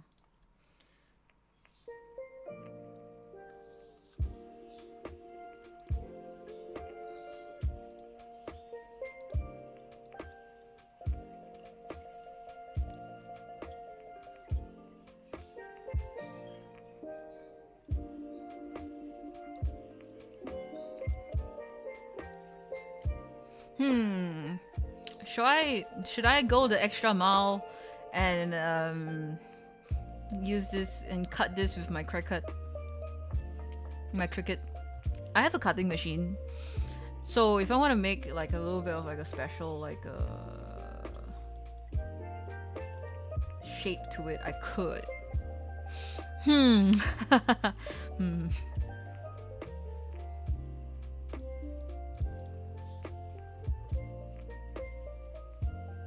Okay, let's put this back to white so that I have like a bit of a plain canvas to work with. What is this? Nothing in this layer? Okay.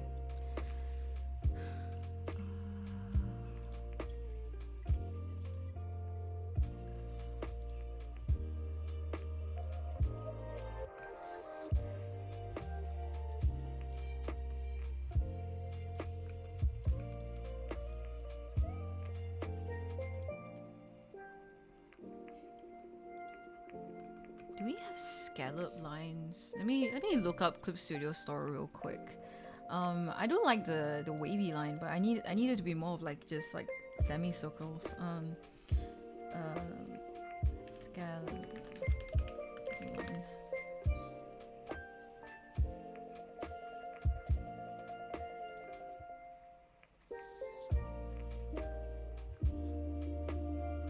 Yes! Oh, 100 Clippy.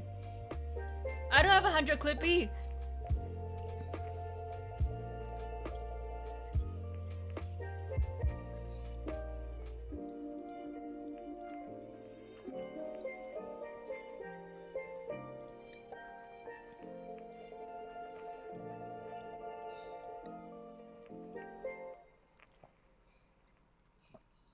I need to get gold membership. Ah, fuck that, dog.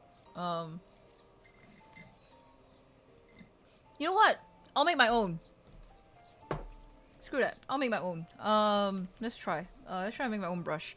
The side quest be fucking real. Let's see. How do I do this? Let's draw a circle first. Ellipse. Let's use like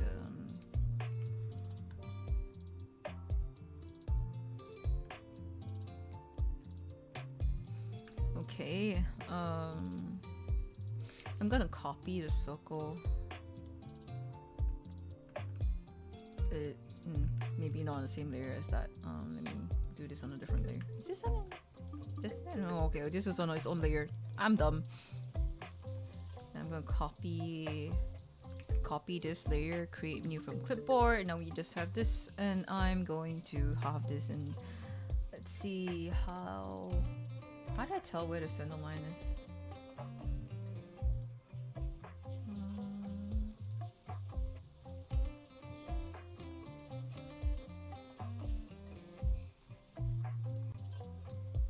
Oop, nope. Let's do 1 pixel. And let's center it. Center.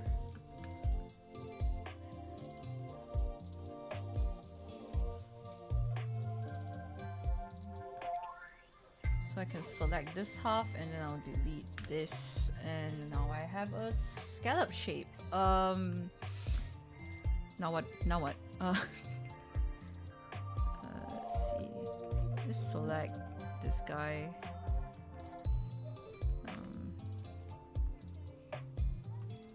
And crop it. Now draw the rest of the owl. How to draw a cabbage. First, draw a rose. Then color it green. So how to draw a rose, you ask? Draw a cabbage. And then color it red. So simple.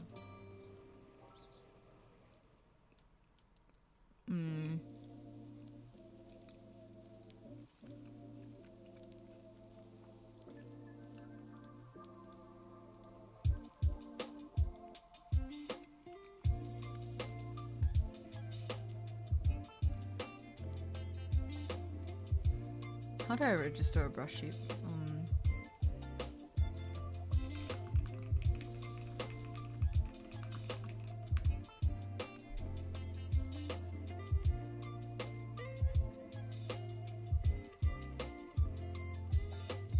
Edit register material image.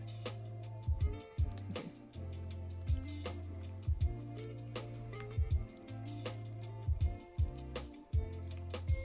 Apparently this needs to be gray. Then I will go into register material template image.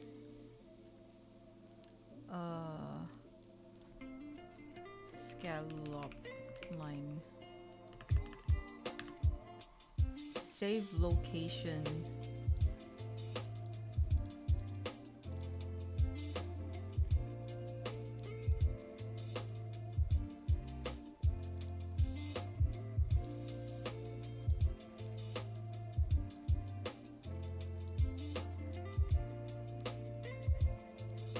Okay, I think I did it.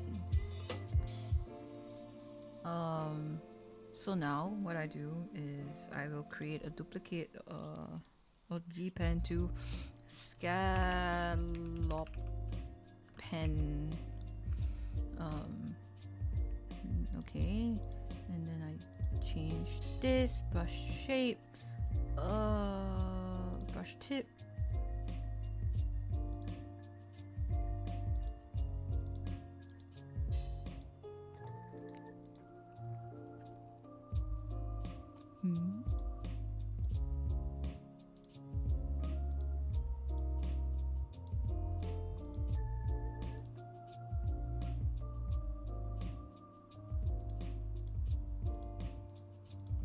Maybe not this. Delete subtool. Let me choose something that already has a pattern, and this might be easier to do.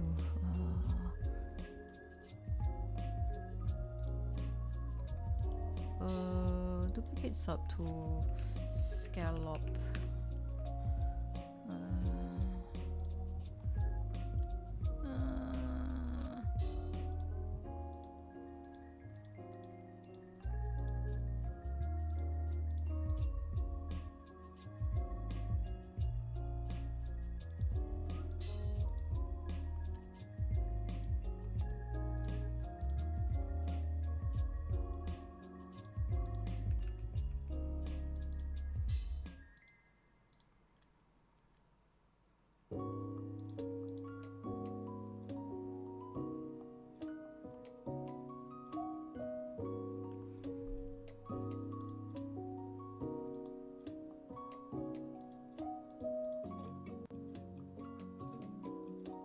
Dude, this is not what I... you want to see what it does now? My damn bad, actually. It looks like hair.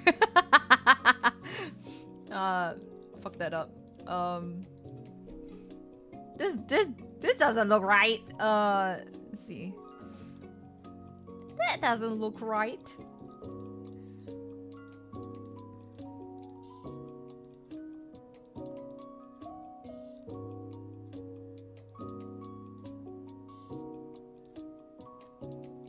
Dog hairbrush achieved, indeed.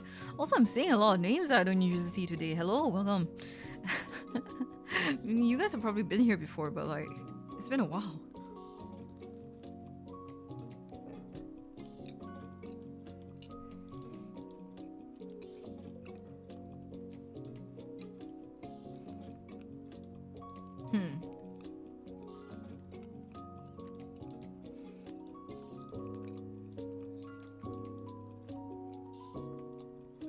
There must be something that I can just... Yo, look at this. This is kind of cool, actually. Like, whoa. Yo, that's kind of cool.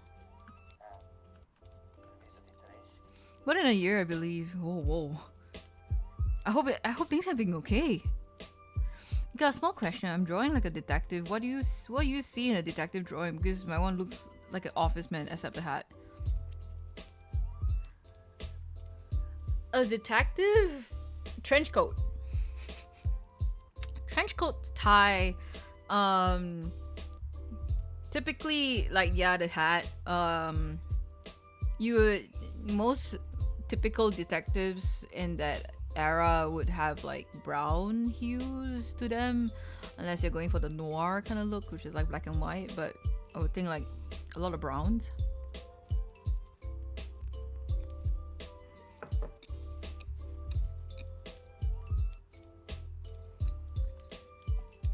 Pipe. Yeah, magnifying glass. Yeah, old-time detective image. You know what? Actually, I do like this effect. I will keep it, but I won't use it for this currently. Yo, what the hell?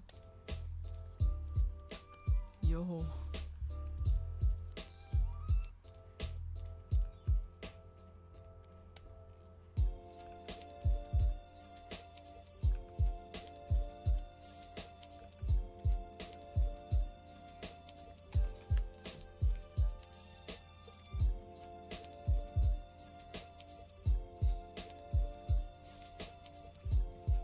Oh.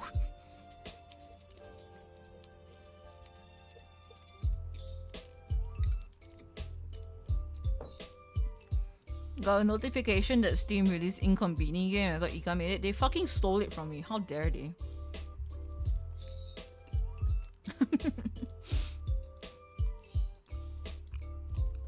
They stole my damn IP, bruh.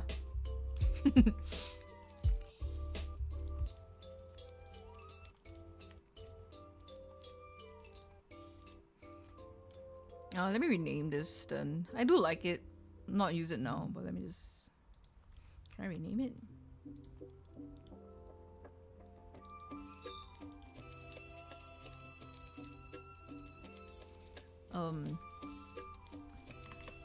Cool hair effect thing. Yes, this is why I named the brush. Cool hair effect thing. Let me see whether I can do it with line instead. Brush shape.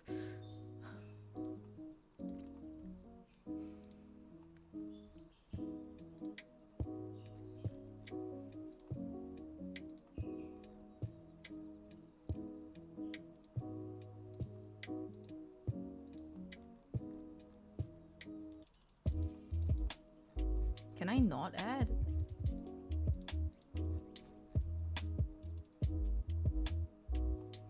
Do I need to just drag it in? No, I can't do that.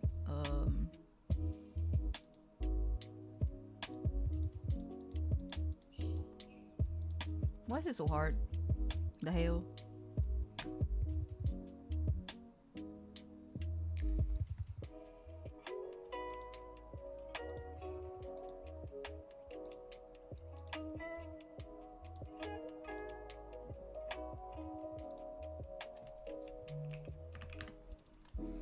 Let me test another brush. Ugh.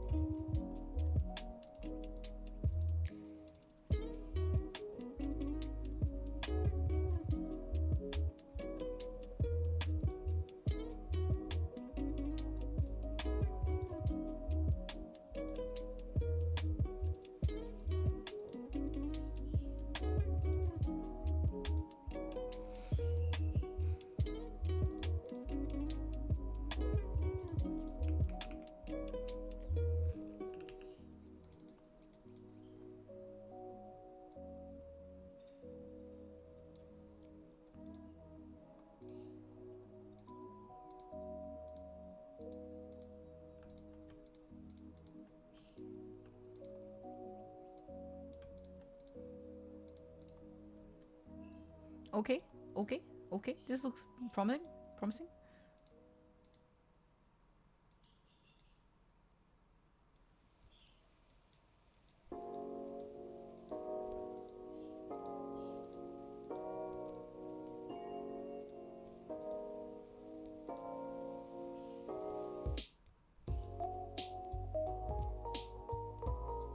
Oh,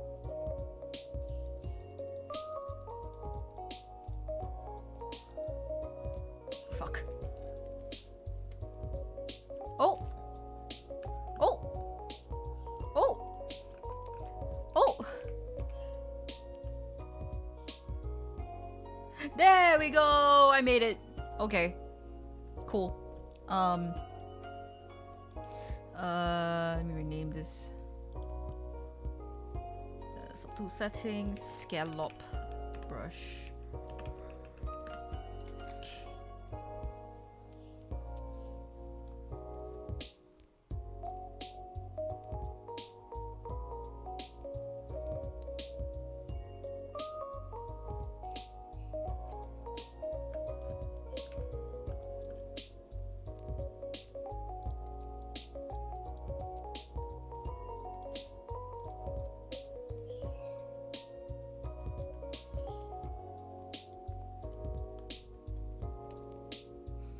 Dog hair brush was cooler though.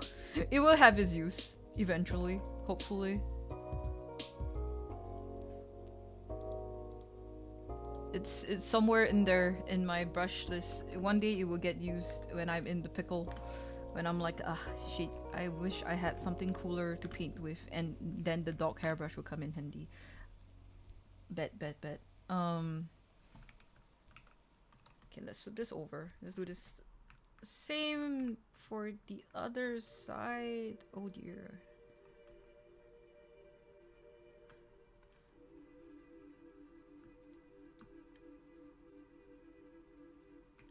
Actually, let me make sure that that is centered.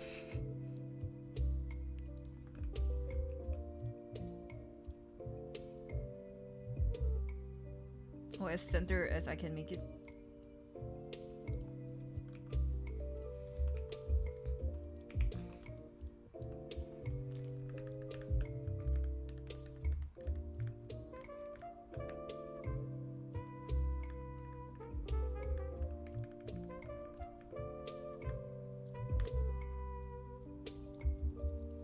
Are you cutting this manually? Hell no.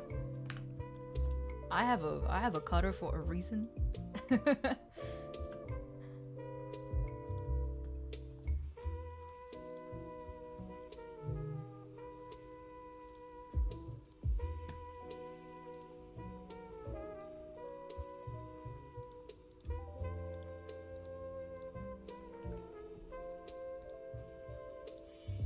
There we go.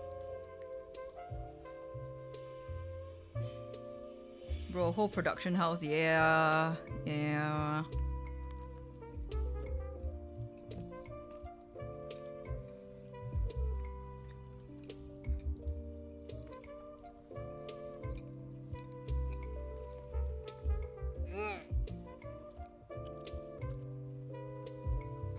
Stealing it next week. Let me know, by the way. So that I can plan my stuff around it too.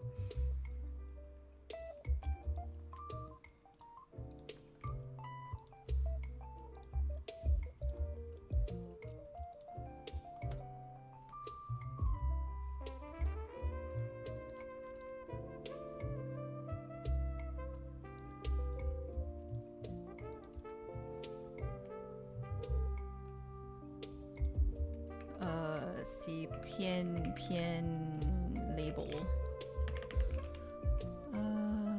Save this under merch. Okay.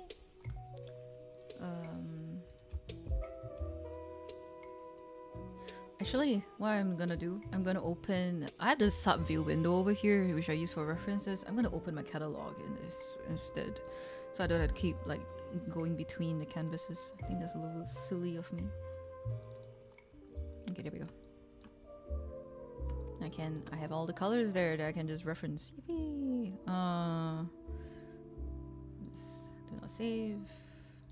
Let's close this one. Do not save. All right. Nice. I love a clean canvas.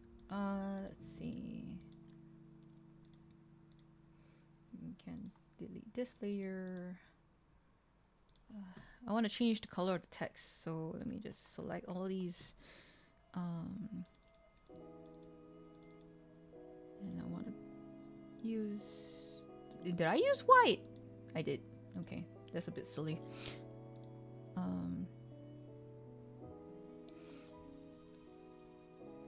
And I am going to use some green somewhere.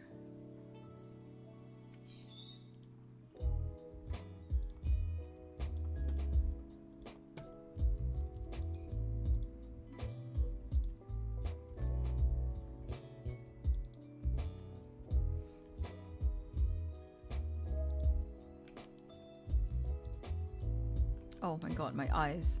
Okay, I feel that I should try. Okay, let's not have the text in white. Let me do something else. I want to create like a bit more. Let's make the corner rounder. I'm back, taking a break right now. How's work going? Going great. The usual. I'm making tags now.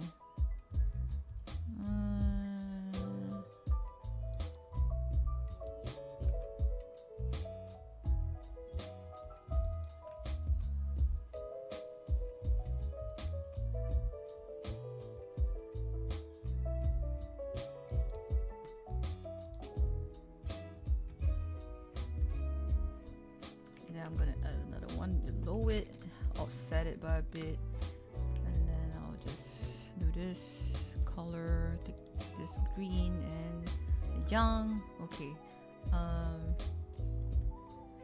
let's bring back the blue boys. Let's resize them a little bit.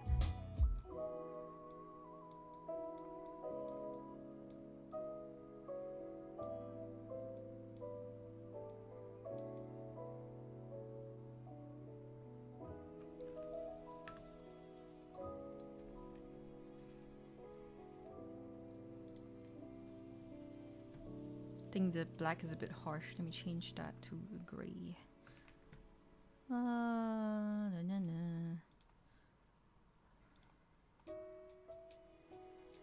Actually,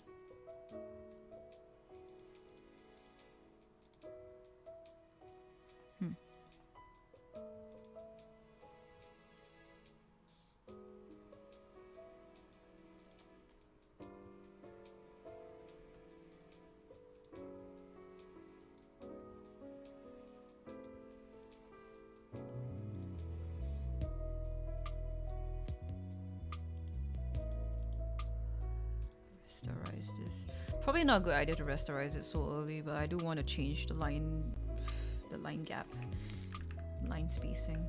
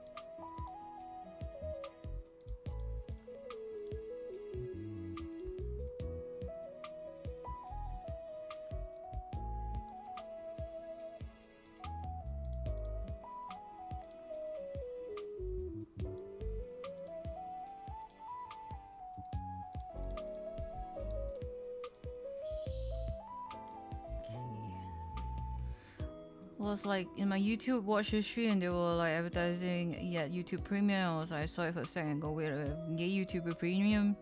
What? Oh!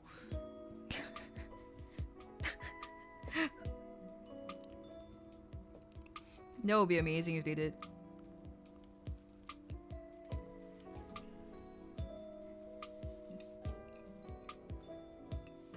Happy Pride!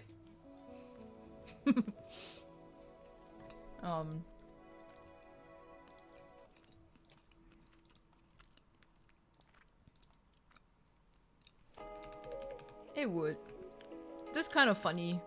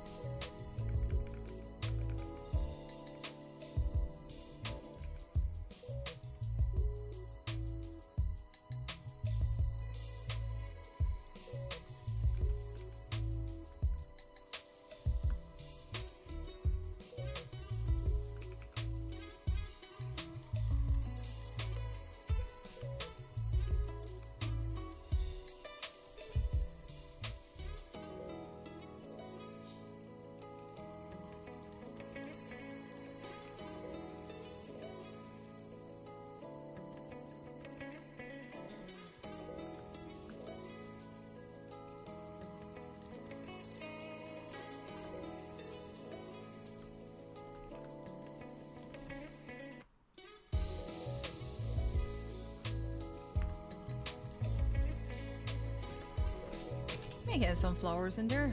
It'll be a bit cute. Let's see.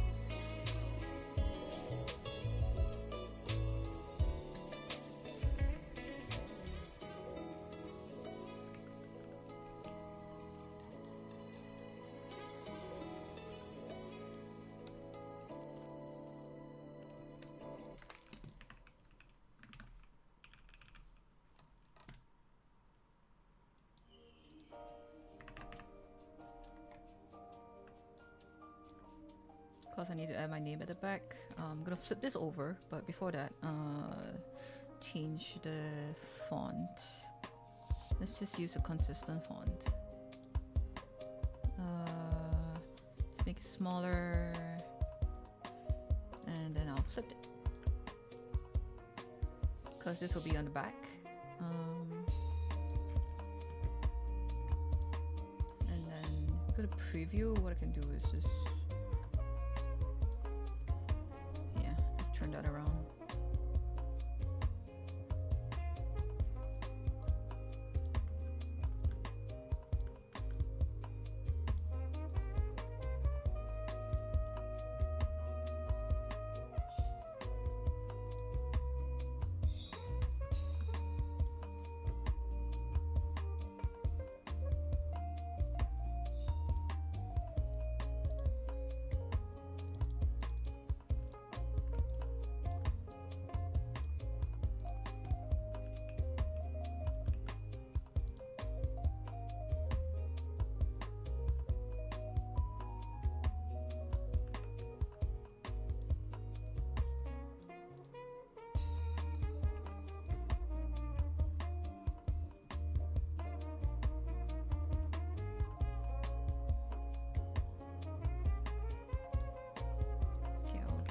Try to slot in that soda somewhere in the front. I do like that a lot. On the back, I just want these little guys.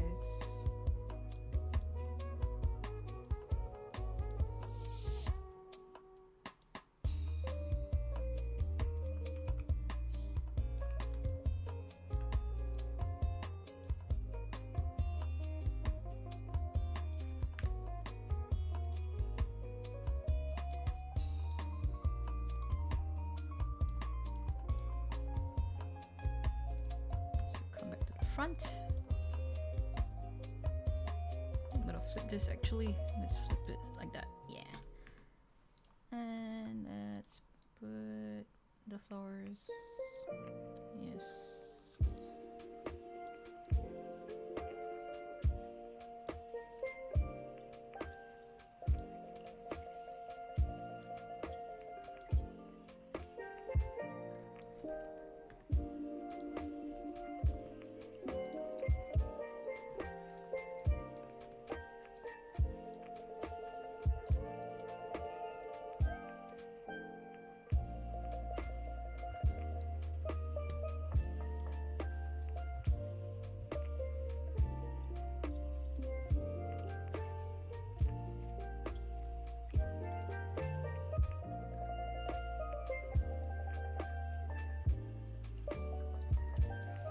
Okay.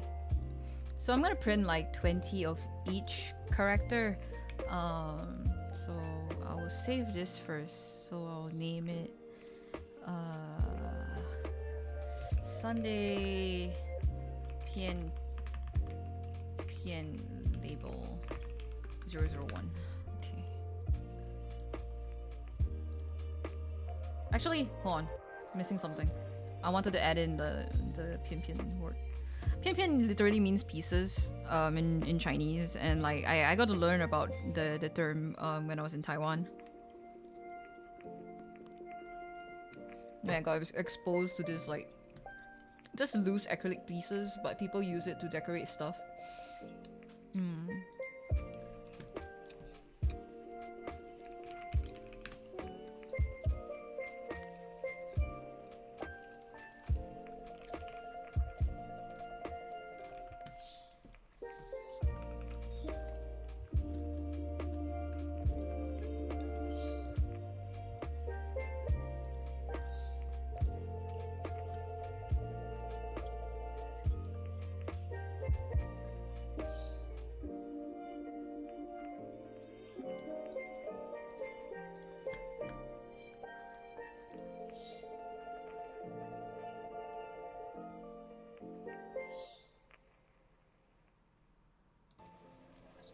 Yeah, okay. I think that's cute.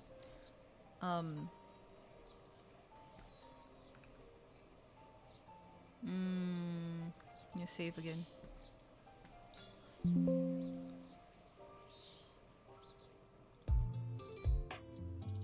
Then I will hide Sunday and I'll replace it with Kaito, save it again. Just change the. Okay, do the same. Oh, what is that for? What is that for? You want me to shut my PC down? Okay, goodbye, guys.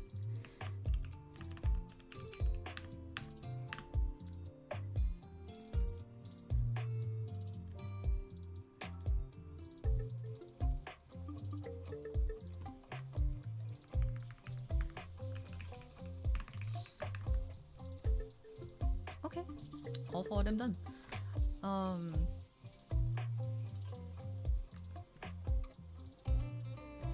So what I would do is I can show you my screen. I can show you what's happening.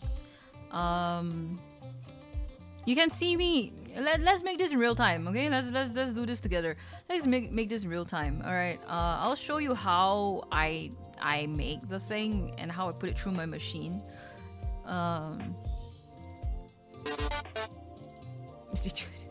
All right, guys.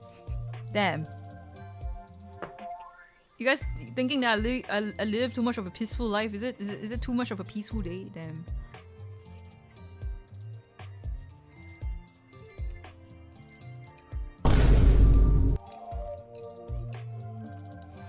Fuck you. I had sandwich in my mouth. Yeah, I flinched.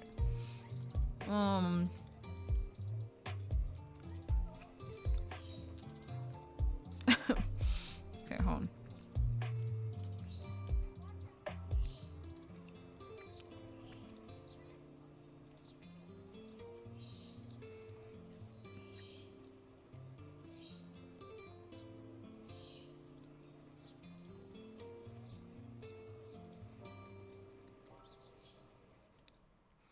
Okay, so I have this thing called Cricut or Cricut. People call it Cricut. I call it Cricut.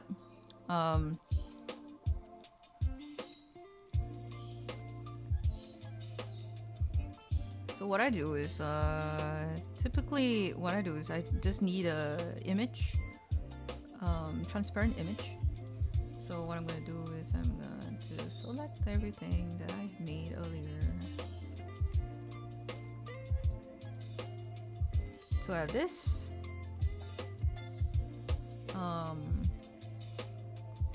So preview single layer. So yep, that is how it's going to be cut. So all this area, all this things here is gonna cut along the transparency line. So blind continue, flat graphic creates a single layer full color image best print card projects. Yep.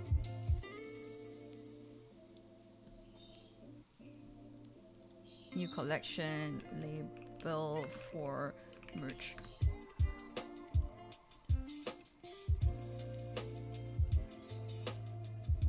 Oh, these. Alright, sure.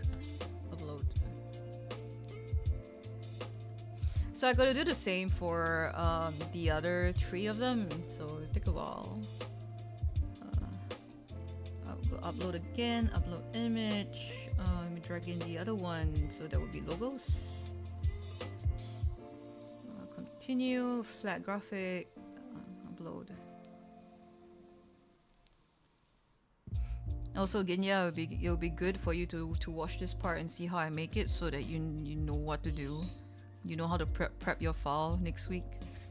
Because certainly I do not need cut lines. I just need a transparent image. It cuts along transparency.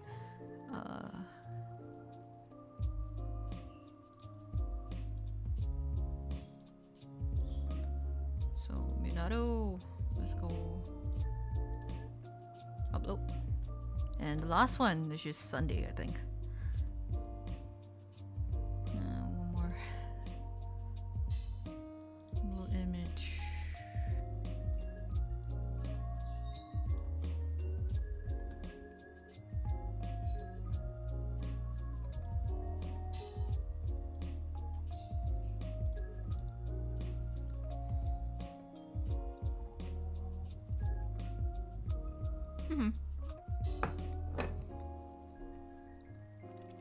I have all 4 of them now. I'm gonna arrange them.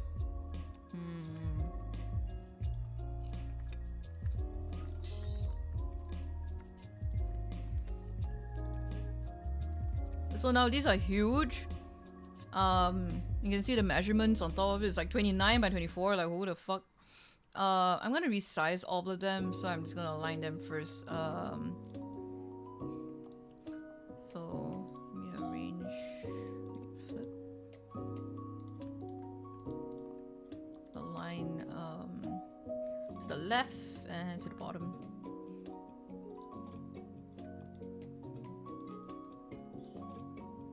Okay.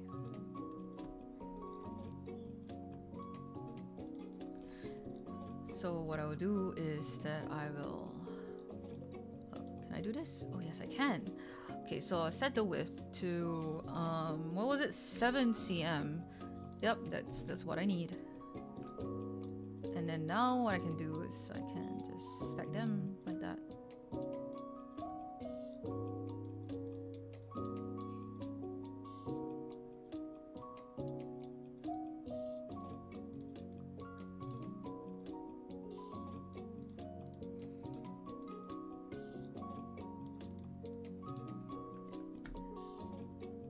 So I can group them and just.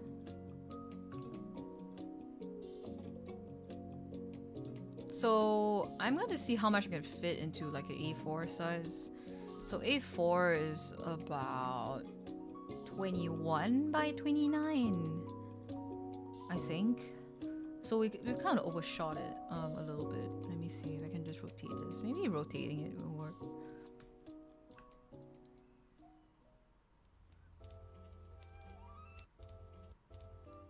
Let's see if they accept this. Alright, so each piece is about 3. Let me try to math this. If I want to print 20, I don't know, 21. You know what? Sure. Yes. Save project. Label.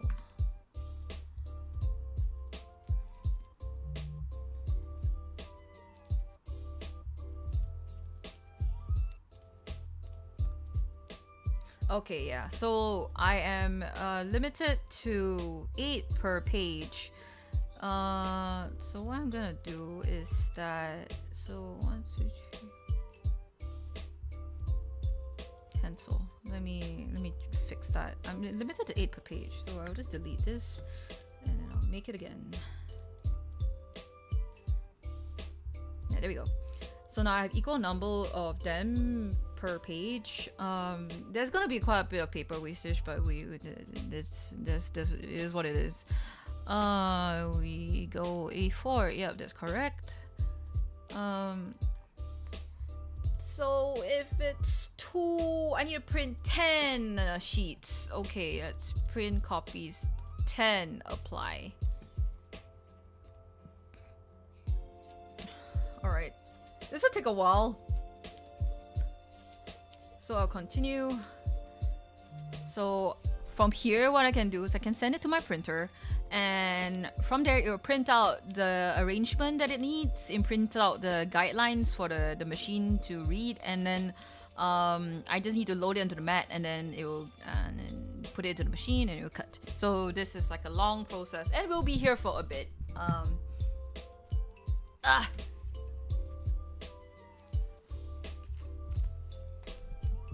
Okay, well, time to set up my printer.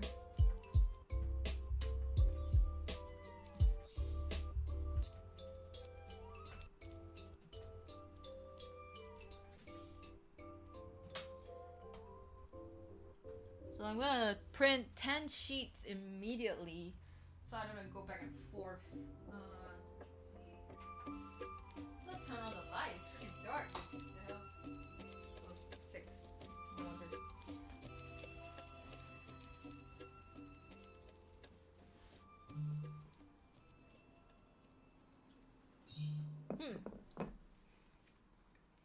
I wonder what paper I should use.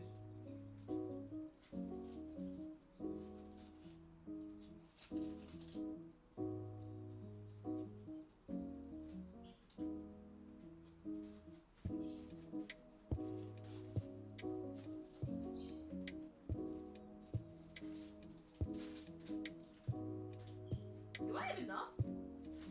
Huh. 30 sheets of Tokuyo paper. Maybe. Okay, let me count.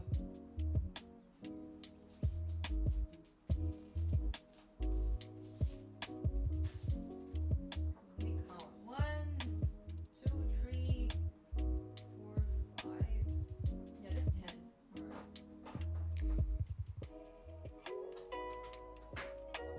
Got this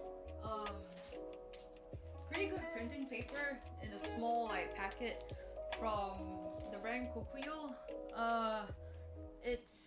I got it when I was in Malaysia. Our friend had it, so but it's made in Japan. Pretty good paper. When it prints, it's really clear. So this is like high quality packaging, guys. I'm not sure you guys are able to hear me when I'm like behind my PC. Set the printer. Sure. Yeah, edit edibly. Use system dialog.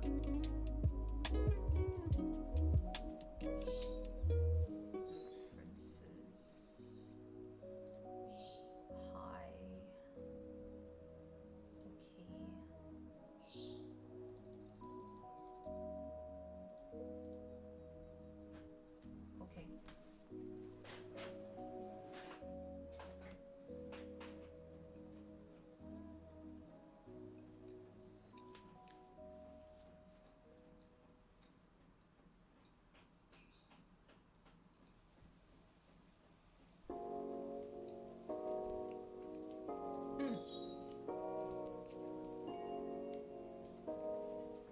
It's going.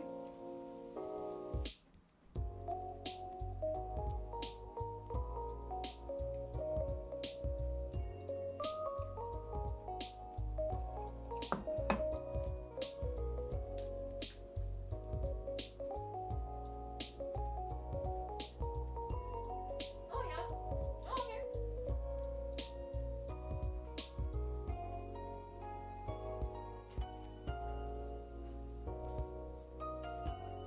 That's pretty good. Alright.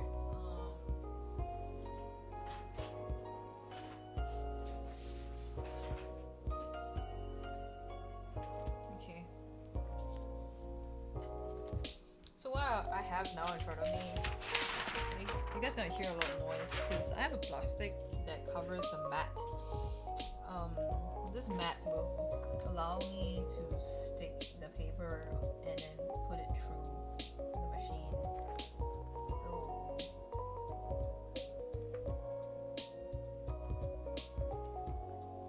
if anyone's curious as to what I'm operating, I'm using a Cricut or Cricut, CRICUT, Explore Air 2. It's a fairly old machine. I got it in 2018, I think. It's been a while.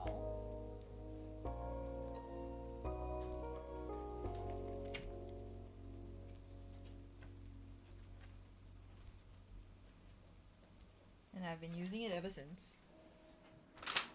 It has long made its worth. It's already done its mileage, and it continues to be useful to this day, even though it's so monetized. Even on the free modes, it's perfectly usable. So I still enjoy using this machine.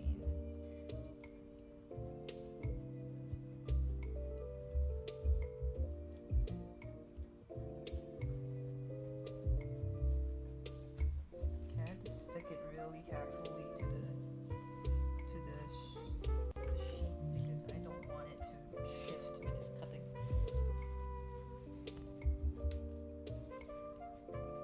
Okay, so what I gotta do now is I have to turn on my machine. Let me make sure.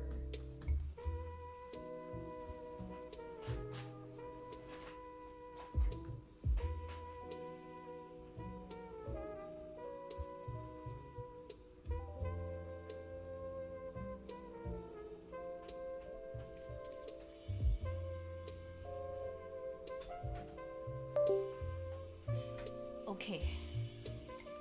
Turning on the machine.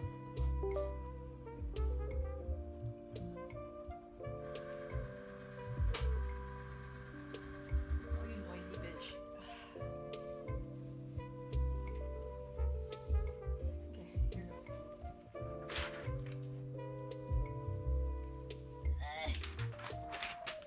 Things are dropping left and right, flies.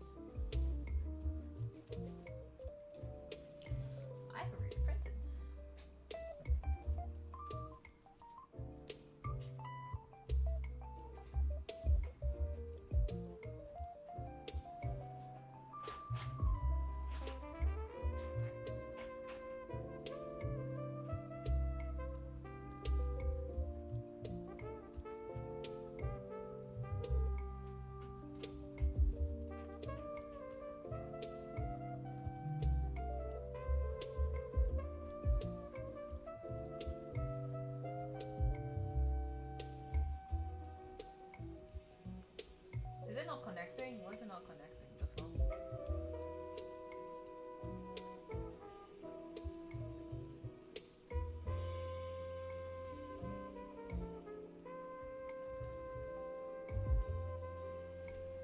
Girl.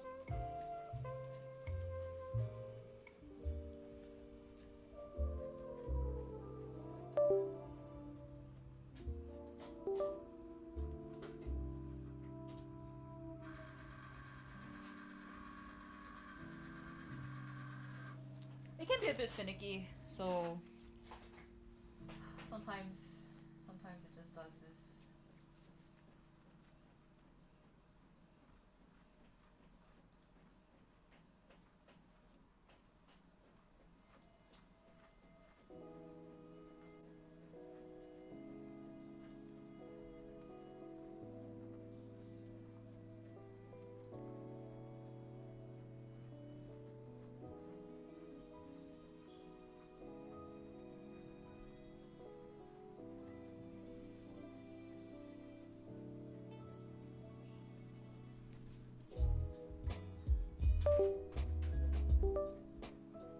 Dudung. Did I tell you the new HSR style has the new elemental? When in JP style it says Wata, it sounds to me as my voice. The fuck? Seriously? Do I come out that like? I don't know. I don't know if that's a compliment or that's like a good thing, like or a bad thing. You know, like. I don't... Interesting.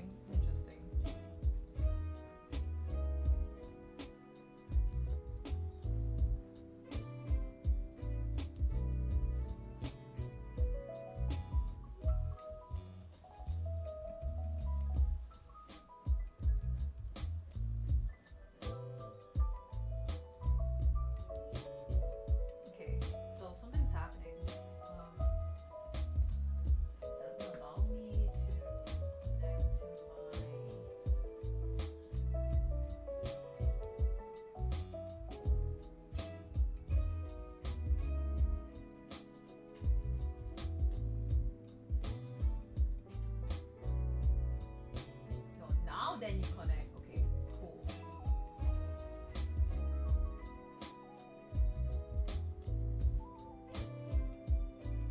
All right.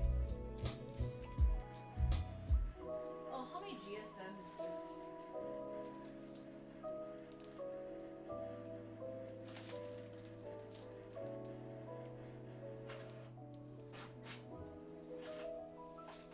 Japanese paper didn't put the GSM on the fucking thing. No way. It's just a big image of a tomato. What do you mean? Okay, you know what, YOLO. Can't be that bad, right?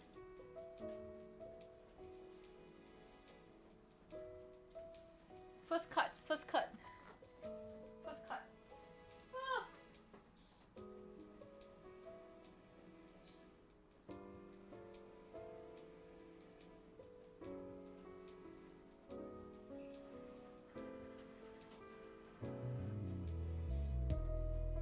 Go forth. Can you guys hear it in the background? Pretty sure it's quite loud.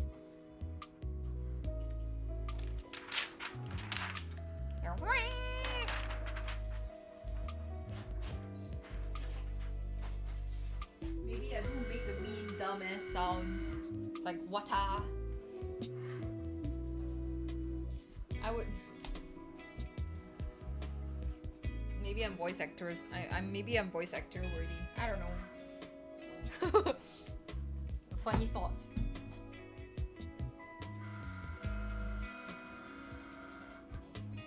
I'll take a picture once it's done. But like, it's doing its thing right now. It's quite exciting.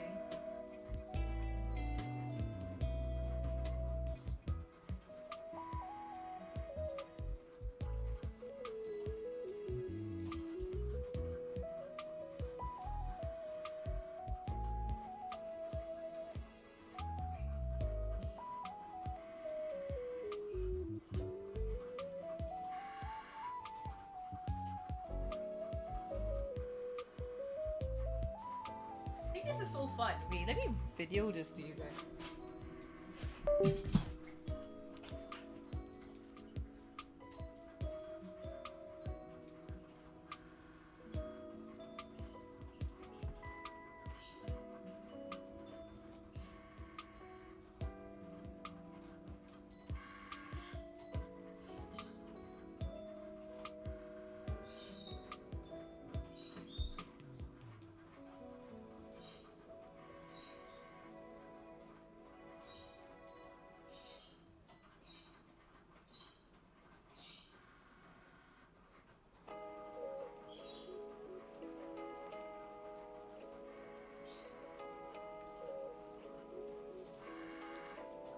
Sure.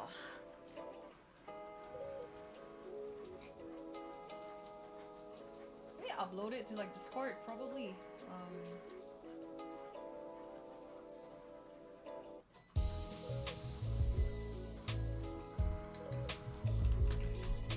It's in stream chat on Discord.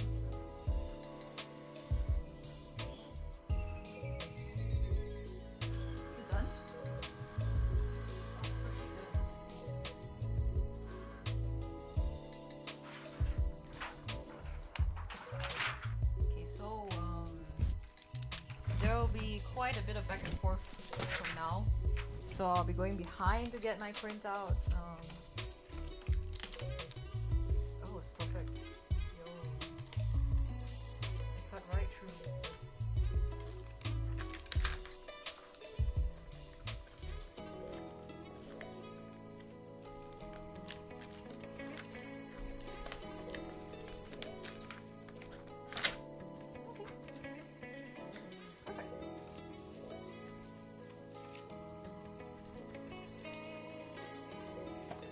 Next round. I have to do this 10 times. This is the 2 out of 10.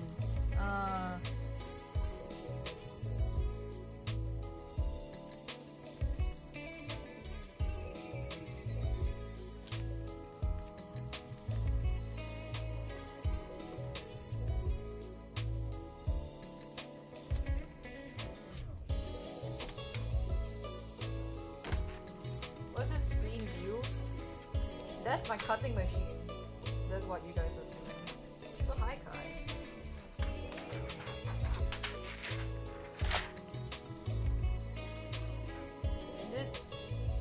In this place, in this little economy, I do whatever the fuck I want. Here we are.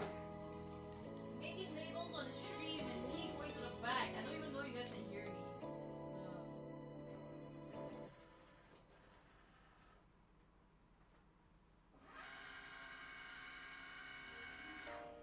Okay, let me throw away like the leftovers.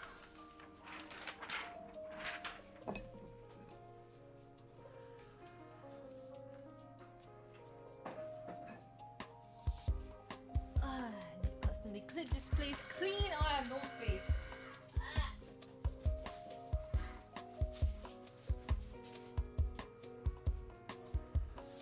So the thing is, these labels are done for merch that I've not gotten yet. So I'm a bit... I'm making this in advance. I'll be very upset if it doesn't arrive on time, but here's to hoping it does. I'm just gonna fold one and see how it comes out, because it's cut very cleanly, very nicely already. Ooh. Printing early, yep. Because next week I know it's gonna be hell, like if I just push everything to then, and I'm not. I have so much time. Why would I want to do things last minute? You know, it's a bit silly. So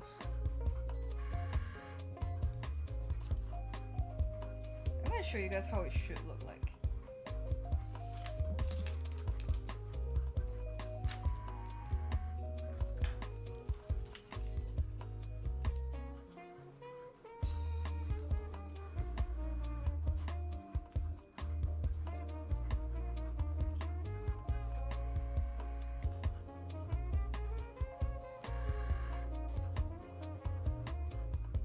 Wait a fucking minute.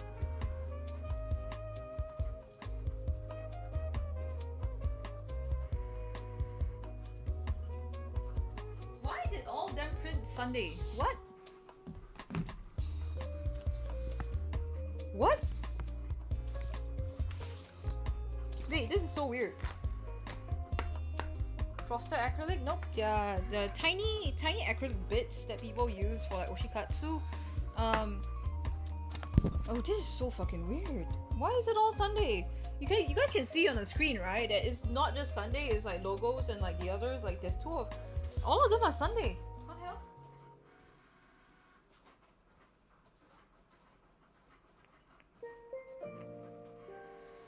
Okay, I need to reprint them, but thankfully I'm not going to waste paper because I'm just going to turn them around. Dude, come on, I caught it.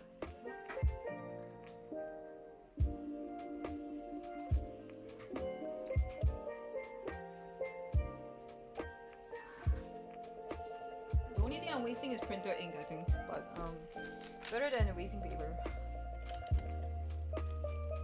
Sunday just wants to be the center of attention, man. I was like, okay, I'm gonna like fold like one of each and like see how it looks like. They'd be cute. And then I flipped everything over and it's all Sunday. I was like, what the fuck? Lame, right?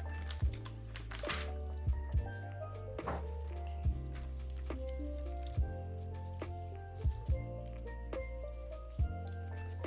I have 16 printed Sundays, which is fine.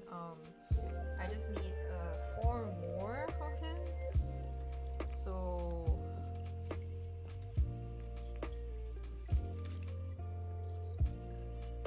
let me just sort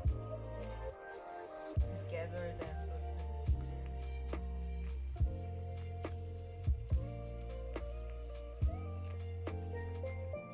then I can remake whatever this file is. I don't know why I did that. It's so weird.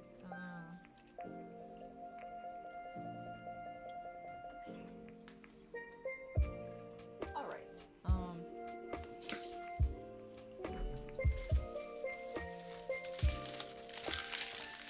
The goal is always minimize wastage because we are not made of money. Let's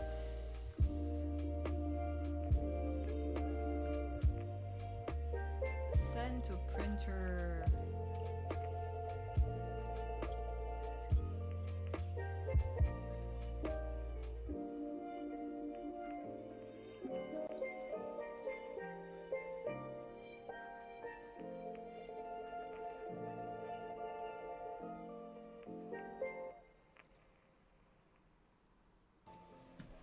Let's do 2 copies, then it will automatically resolve the additional 4 that I need to print. Preferences high. Okay. I brag indeed. I don't know how I did not catch that. That's weird. Either that or there's like some weird error.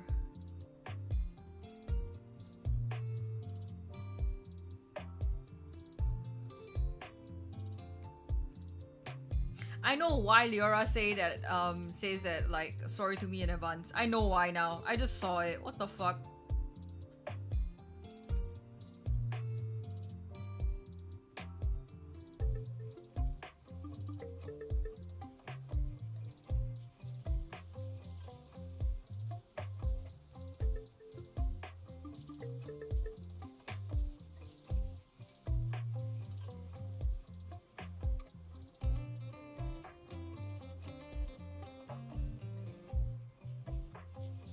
Wait, is it printing?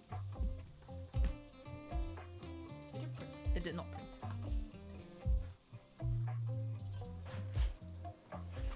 Okay. Leora sent me a message on Twitter. Oh my god, hi! Noki Doki Senpai! Ooh, cow emoji with like, lots of sparkles. Watashi is huge fan of your works, Desu, and I'm so happy to know that you're roofing at Dojima. Another cow emoji. I saw your catalog post and I thought that I can reserve your merch to DM. So if it's Daijobu, can I reserve 1 set of the Friday chance, please? Me would like to call Mewtwo if that's alright. Or if I can only do that on this spot, I will go grovel at your feet next weekend for a slot. That's Leora sending me a fucking funny text. She's not being serious.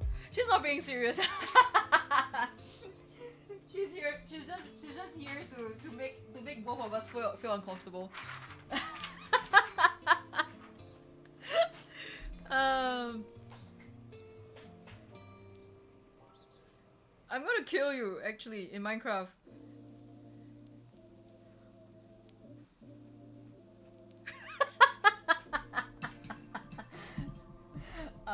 I'll respond to everyone. I received quite a bit of DMs from the catalog. I'm gonna respond to a lot of them later. Friends, if you're here, feel free to DM me. But yeah, I'll respond to them later. I'm fucking crying though. Like, what the hell was that? Oh, okay, it's coming out correctly. Yippee! We're good.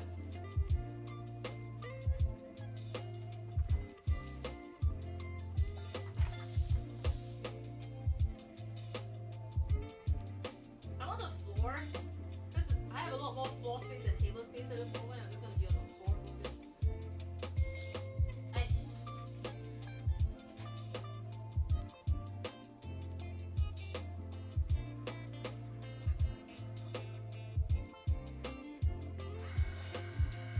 Okay, now there are equal amount of blue boys.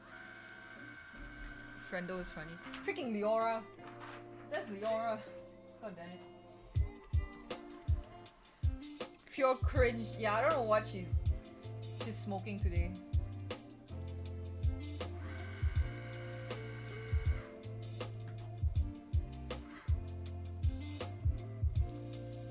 Yeah, no, you can. No, that's my cutter. That's my cutter. She's a loud one. You can. Okay, in stream chat, I do have like a video of it working. So that's just what it looks like to me. And it's like it runs kind of like diagonally behind my printer. Sorry, my computer. So sometimes you hear me walk out of like the range of my mic. Hold on, let me go back to VTube Studio because I'm not moving. You just scan and cut it accordingly. Basically, the cutting program will I can arrange it in the cutting program whatever I want to print, and then I can send it to my printer through the cutting program, and it include like the guidelines, so the black lines at the side of the guidelines that the machine will read. So what I need to do afterwards is that I just take the print, I put it onto a mat, and it will the sensor when I load it into the machine, the sensor will actually like read from like the guidelines, and then it'll start cutting. Yeah, pretty cool.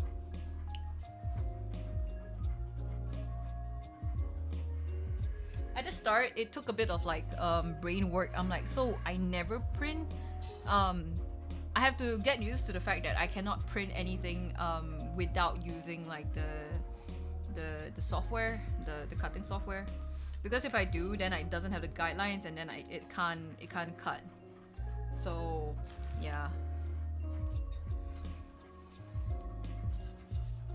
Low-key kind of convenient. It is super convenient. It has saved me a lot of trouble during concrunch season. Kind of inefficient? No, it's not. It's a lot of manual work, but it saves me like going down to like the shop to spend extra on like die cutting if I want to cut my own like cute shapes and stuff. Print it and then cut it immediately. I can. It's currently printing stuff when it's cutting. I just have to set it to print first and then cut, but if I can't cut and then print. So there are some limitations. But so you see now it says on both bad. Okay, because I made some changes to the arrangements of like because he printed more Sundays than I need. So now there's a bit of an issue that I have to like work out of. But this is ultimately more cost effective than me going down to the print store and like asking them to like die cut like 3,000 like random like labels that will cost me a lot of money. So this is like always an infinitely better option.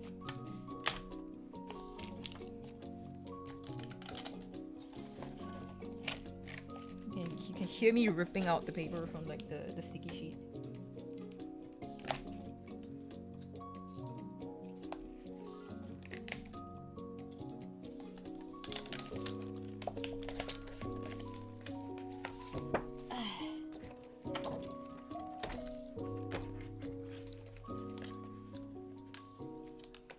Do you need to manually cut out die borders? No, I don't have to.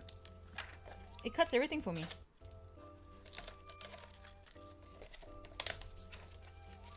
Like, what is the point of me sending this to the machine if I still have to cut the borders?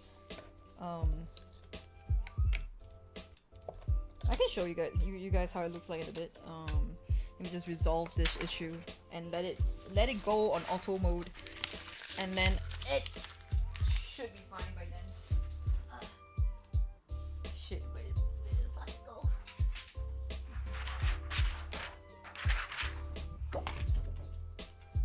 So this is 4 out of 10 sheets. I'm praying that my mat doesn't snap in half because I do see like a fault line. Sometimes when I don't have the exact thickness of the paper, I need to set the pressure a little harder so that it cuts through properly. But when that happens, it cuts through the mat a little bit by little bit instead. So that wears down the mat over time. The mats are official mats are expensive, but the replacements, the third-party replacements aren't. So usually it's not that bad.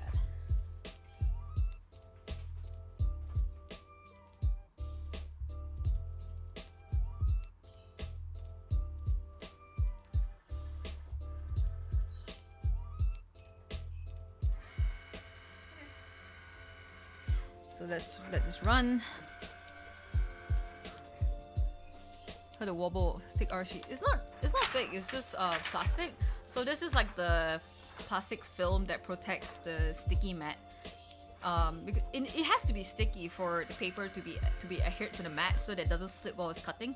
So like when it's not in use, I have this plastic sheet that comes with it. It's supposed to stick onto the top of the mat. But I also use it to, when I'm taking stuff off of the mat, I also use the plastic to kind of protect it from dust.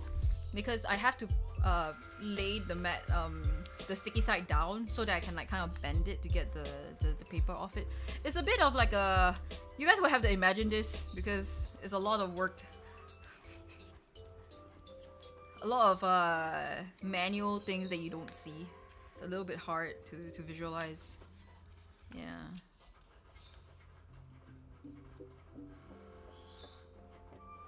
There's some cutting machine that cuts for you, but it's still like small borders that you cut. Really? That's weird. That's not the most efficient thing then.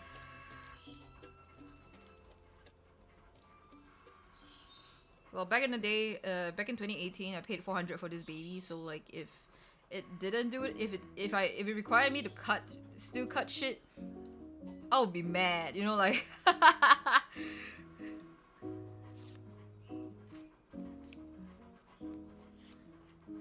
Hold on, let me fold like one of each so I can show you guys like how it looks like. It's so cute. Very happy with the scallop edge.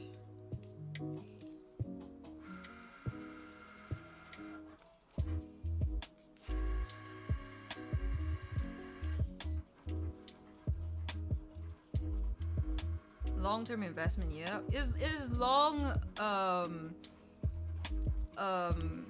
proven its worth. The mileage is really probably paid for the amount of stuff I made with this baby, so it's pretty good.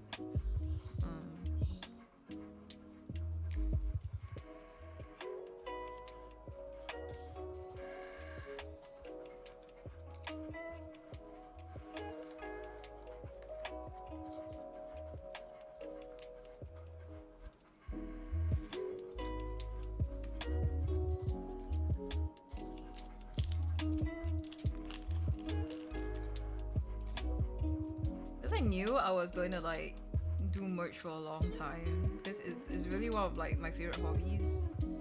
So I was like, it might be good for me to get one of these. And it took me a little while to convince Ika Mama to like, hey, can you help me pay for this first and then I'll pay you back, you know.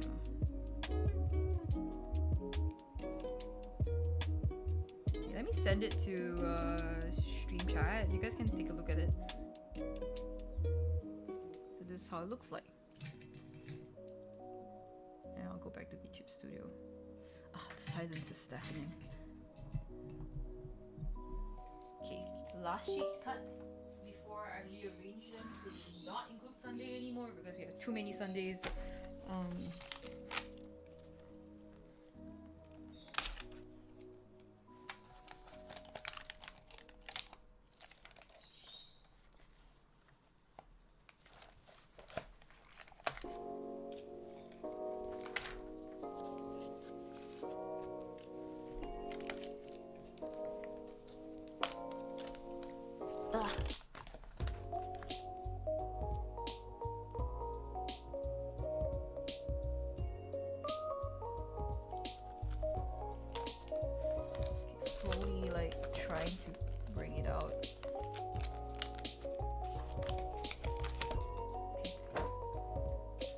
The mat. All of them are off the mat.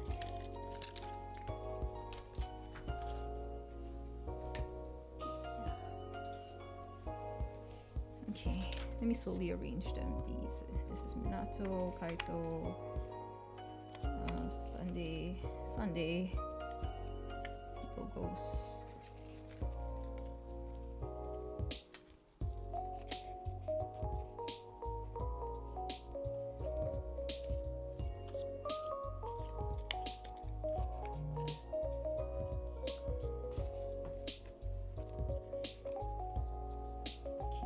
sort them out a little bit so it's a bit neater. I don't want to go searching for all of them later. Okay. All the Sundays are done. How much more do you have left to do, like for these labels? The rest of the blue boys, I have printed about, how many is this? 4 of them. 4 each. So I need a total of 20. I have 16 more. So each page,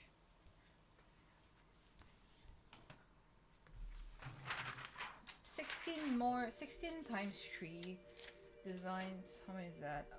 16 times 3, that's 48.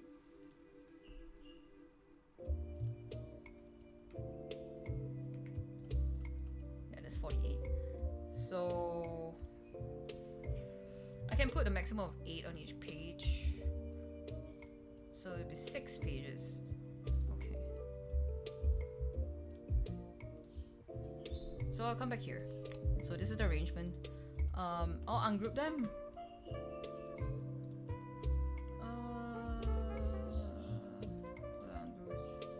Ungroup.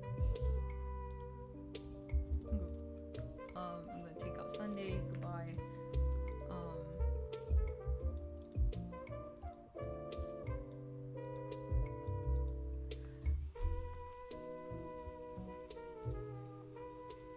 Huh.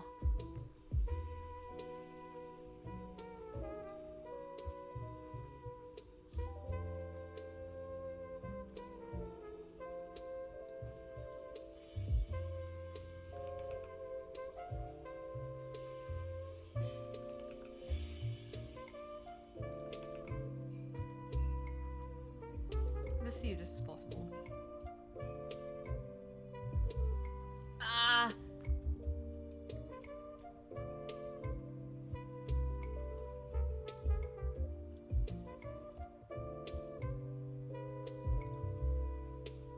Okay, the easiest way is to probably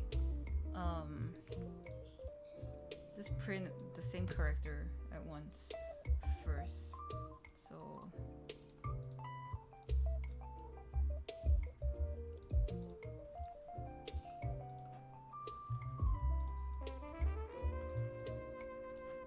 So I'll print 8 logos on one page.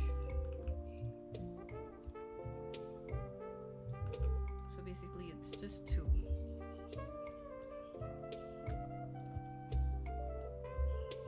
Yep, okay. So continue. So all this is logos. Send to printer. Yup. Logos. Okay. System dialog. And then I'll increase the copies. You guys can see this because it's on another window. Hi. Okay. Print. Yes, I need 16 more, so 8 on each would make it 16. Okay. Sorry, a lot of math when it comes to this. It's quite hard. I even ordered the wrong amount of like bits, like acrylic bits initially, and then thankfully they hadn't started production, so I was able to amend the number. It's kind of funny.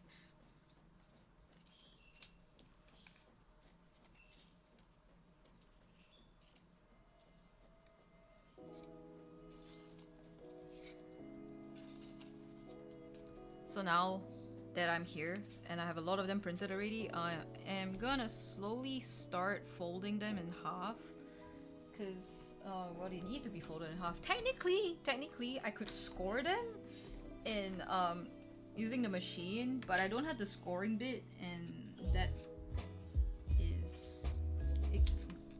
that takes money, so never mind.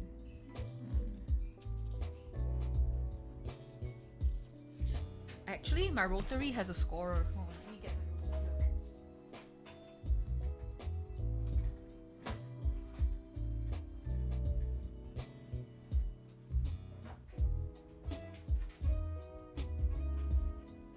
I have a scoring tool actually on my rotary cutter.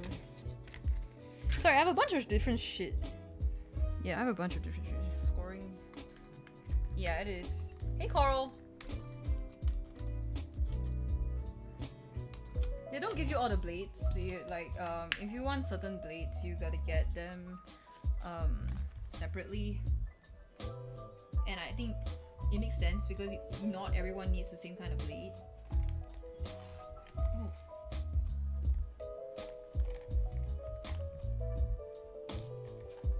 Wait, that cut. The fuck? That didn't score. That cut right through my thing. The hell?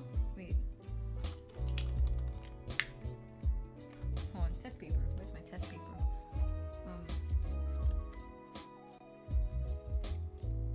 Dude, now I gotta print one extra Sunday. That pisses me off. How's the crunch going? Swell. As you can hear, currently printing and cutting stuff using my cutting machine. I have a blade on the machine that cuts for me, so I'm like going back and forth.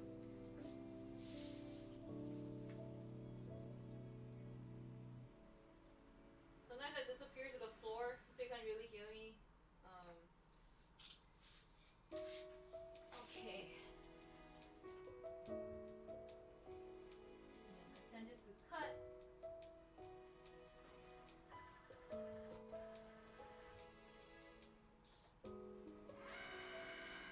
Now go back to resolving the scoring blade issue. Why did it cut through? It should have.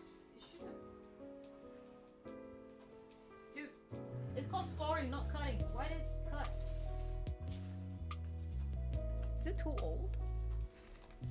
I must admit, these are like all pre-COVID materials and stuff that I amassed over like 10 years of boofing.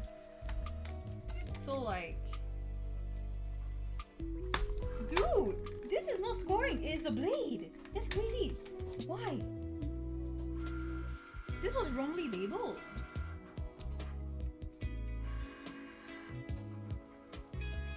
Oh, that's fucked up. That's fucked up. That's not scoring.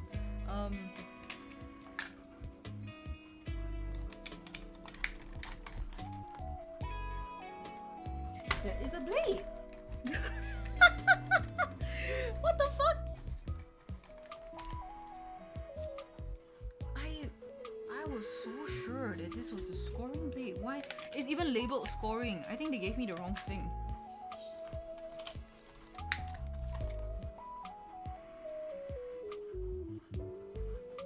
That's insane. Guys, I've been bamboozled.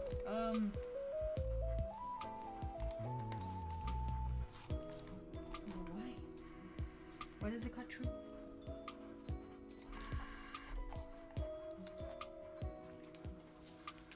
Okay, technically it's a bit blunt. It could score if I didn't put any pressure into it.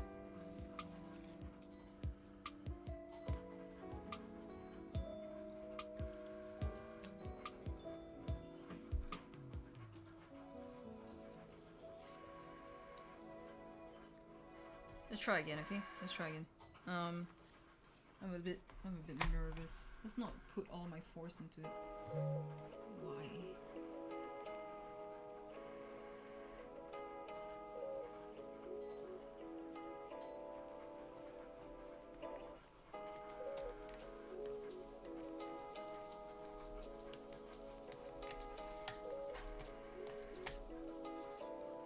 Okay, yeah, I just don't put my weight into it. I guess it works.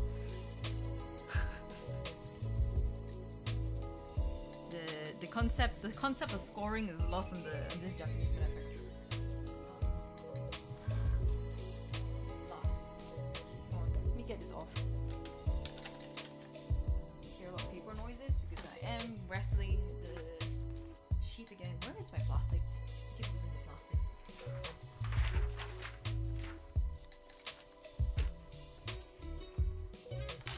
So anyway, majority of my digital work is done. So now it's left with all of the manual work. aka like now I am printing, scoring, cutting,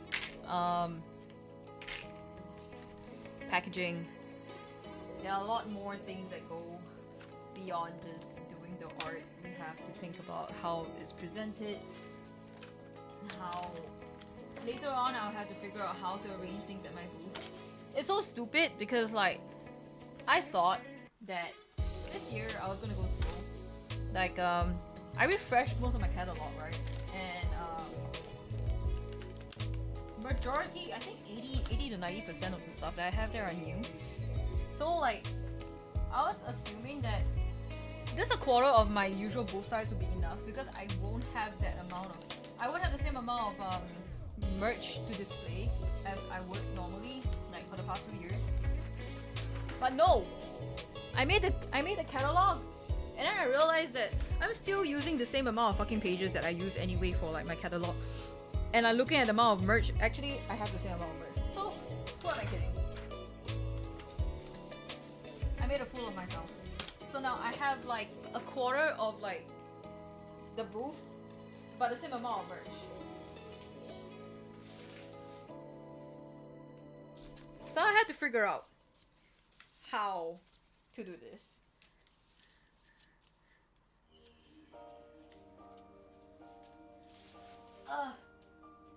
Yes, indeed, the concept is lost. They're lost in the sauce, my guys. Okay, next one to cut. Wait, how many logos do I have already? Okay, not enough.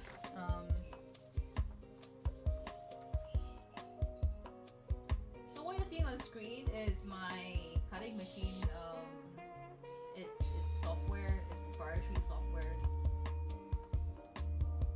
If anyone's confused as to what they're looking at, this is what I use to print and cut my shit.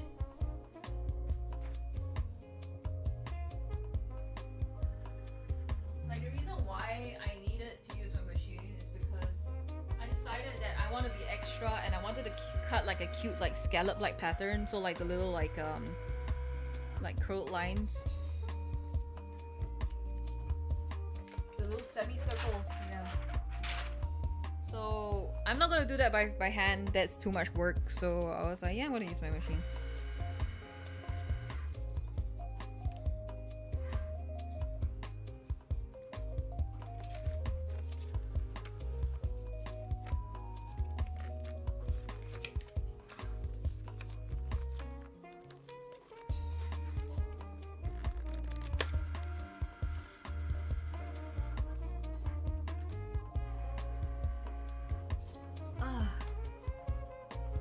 Time to score. Now that I've sent the next batch,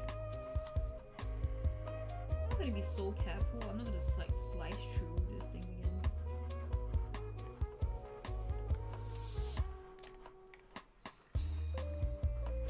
Okay.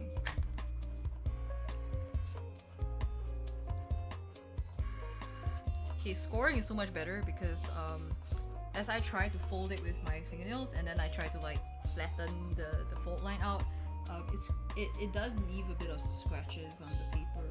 It's not that nice. So this is a lot cleaner, a lot nicer to look at. Wow. Okay.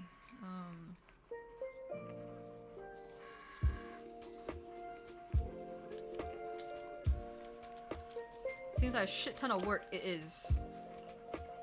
There's a lot of labor of love, I must say.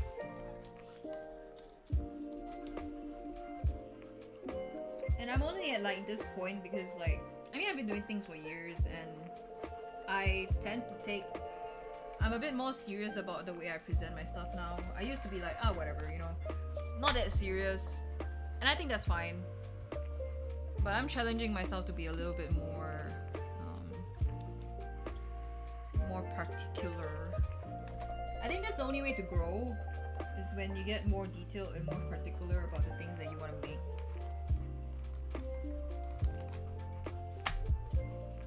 It's like everything has intent, and I think that's things that sell. So it's partially love, passion for the craft, and also partially marketing. I need to make. I'm spending so much time on this. It better make bank, you know. So.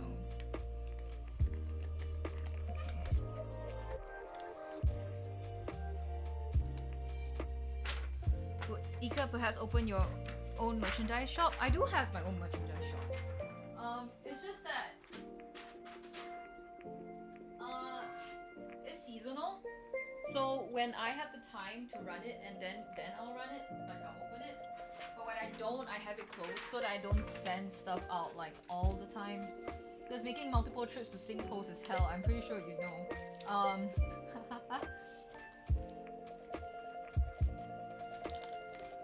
And with like politics, geopolitics, and like the state of like the tariffs,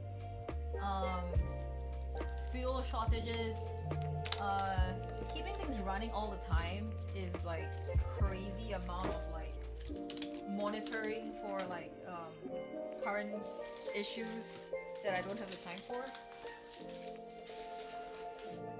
So yeah, usually merch, my own shop is like seasonal. Usually after corn season. So after Dojima, maybe in like July, I might open it up. I usually have it running in the second half of the year because events are a little slower. Okay, this all of the logos. Let me go back.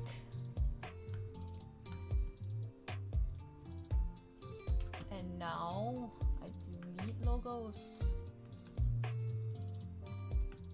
Delete that, and then Minato. Minette. Okay, here we go. So let's just make 8 of these.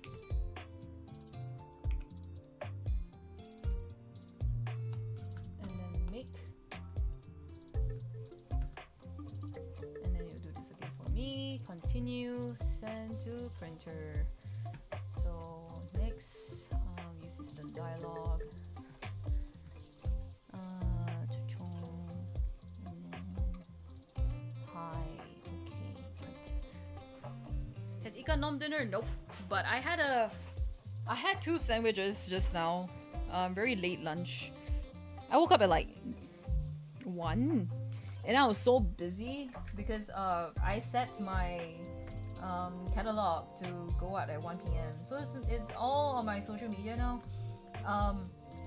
But I set it then, and then I was like, okay, yeah, I wanted to like wake up and make sure like everything goes smoothly, and I post it roughly around the same timing, so it reaches everyone during the lunchtime. But because I woke up at 1, I was like, oh shit, like I gotta get on my feet. So I hadn't had the time to get a proper meal for lunch. I might go down and grab dinner after this. Yeah, 7:18. Yeah, back to scoring. Even eating late. Yeah, I think yesterday was just a long day. Like so earlier I was like mentioning like yesterday I woke up right in the morning. I went to visit the studio, Ubisoft studio, again to collect my dev gear. They gave me my swag, what do you call it? It's mainly the jacket and the shirt. So after that I was like, I'm gonna exercise my free will. So that was like around 2 p.m. I was done. So I was gonna exercise my free will and I'm gonna go on a walk. So I decided to go on a walk at the Jurong Lake Gardens.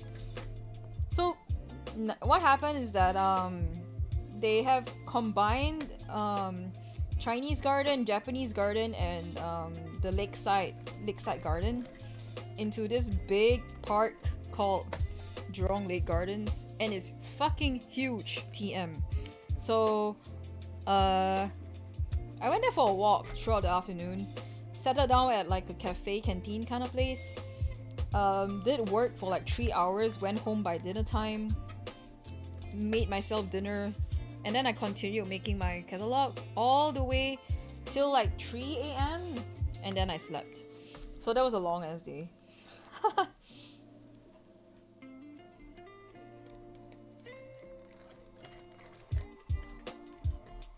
If anyone's visiting or coming back to Singapore or whatever, please, I would highly recommend going to visit the Jurong Lake Gardens. It's not crowded at all.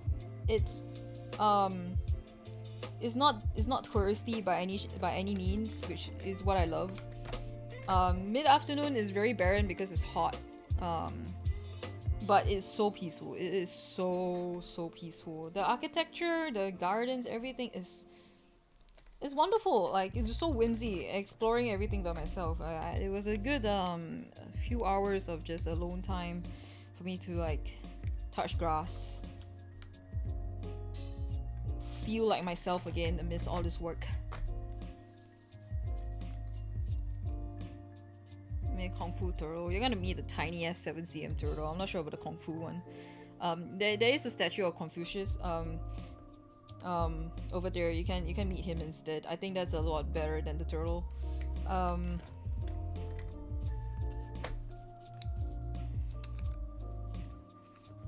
Yeah, it was very much needed. There is. It was donated by China in 1985, which is pretty funny to think about. The statue has been there for a while.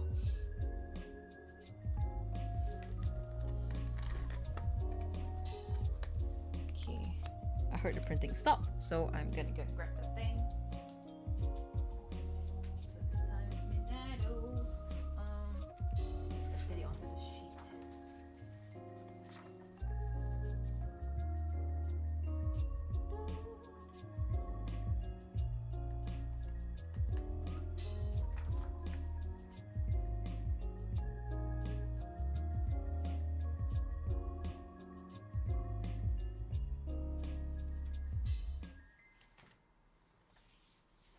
Okay, it's on.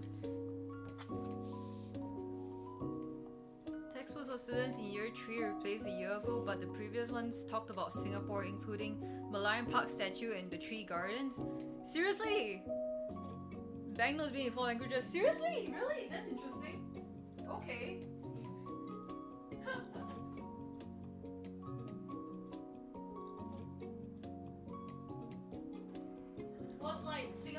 Was Singapore an exam topic? That would be so fucking funny, actually.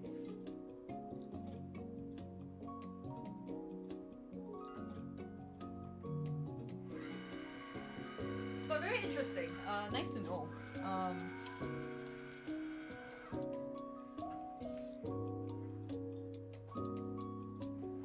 Malayan Park statue. Honestly, it's like, as a Singaporean, right? Malayan Park and like Gardens by the Bay is like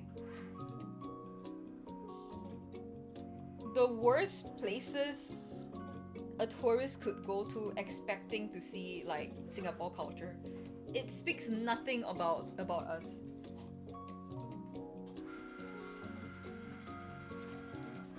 It's just pretty. It's just scenic. And it's just well recognized over the world as like the picturesque view of the Marina Bay. That's it. Or of the Gardens by the Bay, and that's it. I must say, okay, Super Tree Grove and Gardens by the Bay is okay. Like, you go there once and then you don't ever need to go there again. But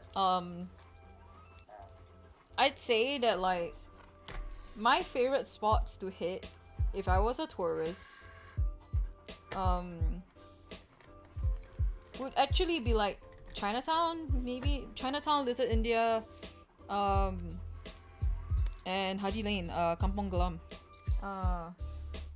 Those areas are getting more like touristy, but they still hold the same. They still hold some vibes of what makes Singapore Singapore.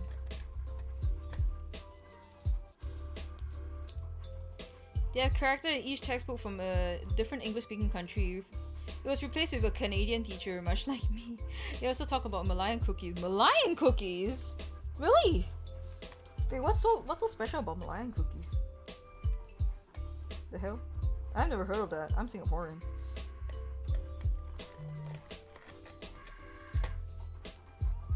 I'm like the most template Chinese Singaporean there can be. with no other lineage. I'm just Chinese. But it's interesting. Malayan cookies. I know some of the flavors are like, you know, maybe they'll have laksa flavor or like coconut or something. I don't know. So Southeast Asian of us. Just mentioning how they are shaped like the Malayan character. That's so funny. Like, why is that the detail? That's interesting. No wonder they sold so well. I went to the souvenir shops at the Malayan Park and I'm like, these actually sell? Question mark. Like, go to the supermarket. You can get like the Kaya bottles for like $2. You don't have to pay like $15 for the whole pack. Hi.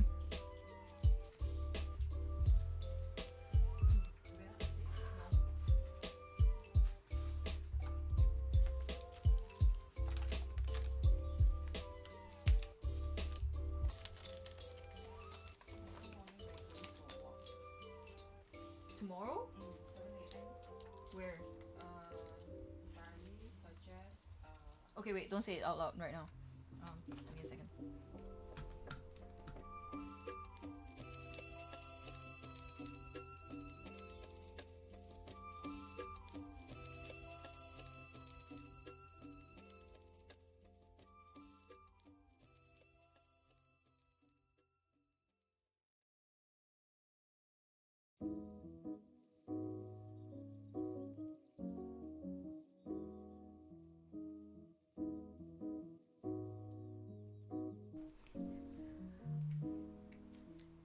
So funny. Like, nothing.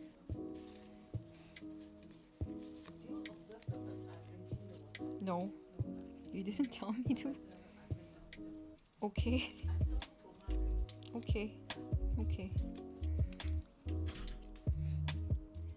So funny. Like, Ika Mama comes in and she's like, we're going on a walk tomorrow, and your aunt suggested Gardens by the Bay, and I burst out laughing. I was like, what the fuck? I must say, it's so boring to go there. It is really genuinely so boring to go there. Maybe because I've been there a bit too much, you know. I've been there since I was like in school. Okay, so this is a long time ago, but it's like. Maybe to a foreigner, maybe I shouldn't diss on my own country so much, but like maybe to a foreigner it would be interesting because of the way that we structure our parks. It's like I would say it's quite unique in a way. It's very clean and it's very like you get a different experience at every spring kind of thing, but it's lacking in food, it's lacking in like entertainment value, and doesn't have like a lot of good rest spots. There's only like one canteen over there, and it's like overpriced local food. So to me, it's just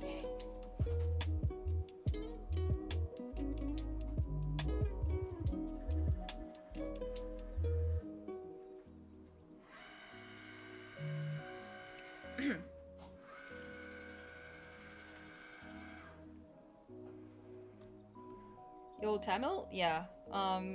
Our fourth language is one of the main languages is Tamil.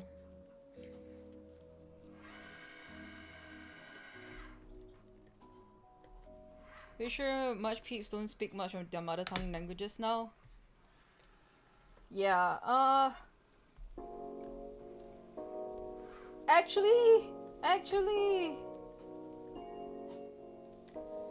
think there is still a fair amount of people who speak their mother tongues. It's just that maybe the company that I surround myself with. You're in the company that doesn't, basically. You're in the small little community that doesn't.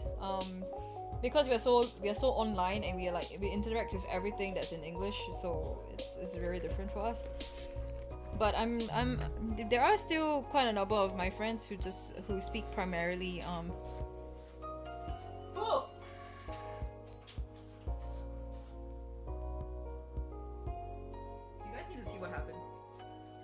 You guys need to see what happened.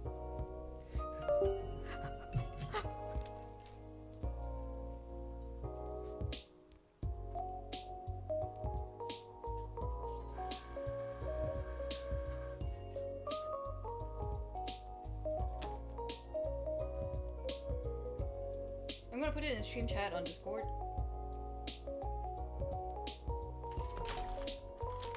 I heard paper ripping.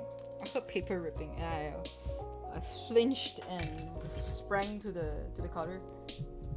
I'm good. Don't worry about it. It's just kind of funny.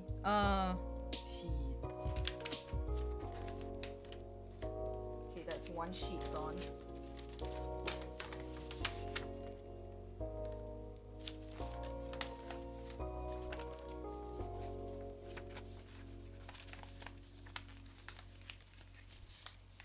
The cutter, I'm gonna assume that the sticky mat is dislodged the paper from the sticky mat, so it got caught in the blade. No big deal. Happens.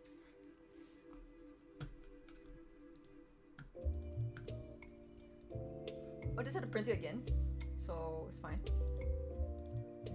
Just kind of cool, I guess. When this kind of things happen, it's just like, yeah, it's a mild inconvenience at most. Wasted, yeah. I saved one from it, just one piece. The rest of it was gone. Okay, let me just score that.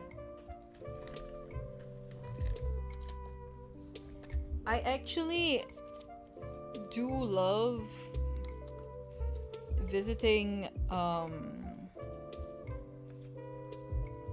just for like the vibes and like the shopping experience. I enjoy Maxwell a lot, like around Maxwell MRT. It's kind of connected to Chinatown and Telok Ayer area. That is one of my favorite places to hang out with in the city. Because there's a lot of food that I enjoy. Lots of desserts. They open late. There are scenic spots. There are a couple of temples in the area. There's a Taoist temple and there's the Buddha Tooth Relic temple. There are bars. Oh shit! I sliced through that one. Okay, maybe the extra was a good idea. There's a Buddha Tooth Relic temple. Nice scenic spots at night if you want to just like hang around. There are pets. There's aquarium shops. They're also open until like what 2 a.m. Fun. It's fun. Their numbers are off now. It's okay. Just by one. I sliced through one, but I saved one from like the destroyed piece earlier, so it offsets, so it's not so bad. We're good. I heard it finish printing. I'm gonna load in the mat again. Hope it doesn't happen again. All these equipment of mine are not new, so like they're more prone to errors and like things falling apart sometimes. I'm not too surprised when it happens.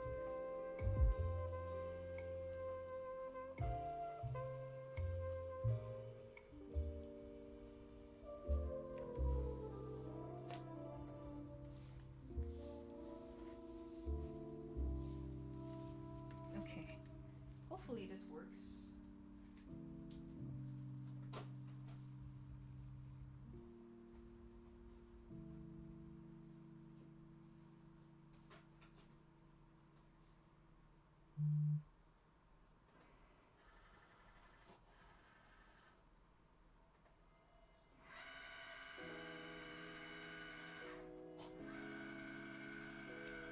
Alright, I'm back. I'm sitting on the plastic.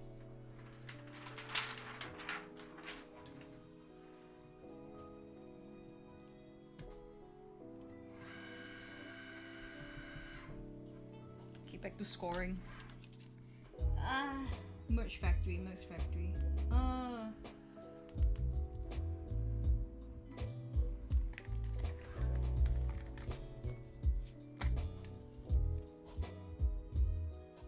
Honestly, like, if you guys ever, like, those from overseas, if you guys have an interest in Singapore, and you want to hear a very unbiased opinion, most of the time, the opinions you see online from Singaporeans are, like, we hate on our country a lot, and I don't think like some are valid, but I feel like it's over exaggerated because everyone here romanticizes everywhere else a lot, and I don't quite agree with that. Like there are pretty good points about the country. There are enjoyable things to do as well. Like we're not entirely void of culture. Oh, I hear it again. Yo, why?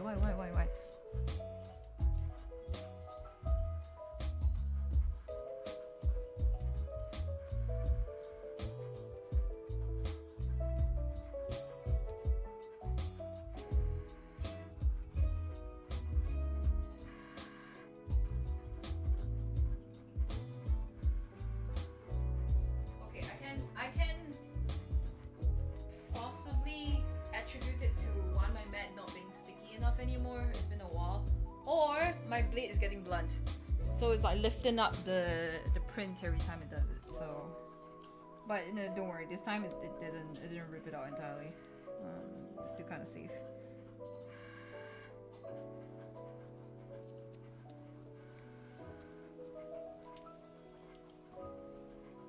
Ika in a wrestling match, who do you think will win? You or Genya? Genya, probably. I'm not very I'm not very strong. I have problems opening bottles, caps, and I already have a fucked wrist, so like I have a French in my wrist, so like I don't trust myself to be able to win in a fist fight. In a verbal fight though, I might win. I'm not proud of it. It's more of just like that's the only thing that I have going for me. I must be so real. I can't win in a physical fight, but in a mental fight maybe.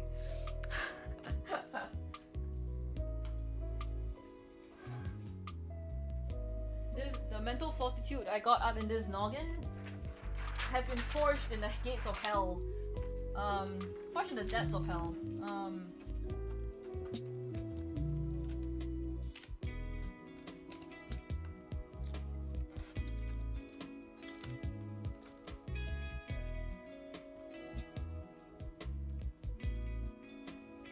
Okay, cool. Another sheet done. Anyway, if my sheet dies on me or if my blade dies on me, I still gotta wait to. I can go and replace it because nowadays, like back in 2018 when I got this machine, it wasn't like readily available anywhere. But now it is available everywhere. Like any Harvey Norman store or a popular bookstore, if you guys are familiar in local. They carry cricket stuff now, so we're all good. Next one is, who am I lacking? Kaito, yeah, I'm looking Kaito.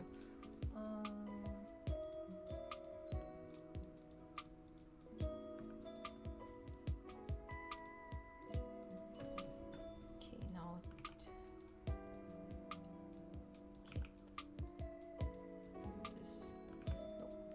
That here.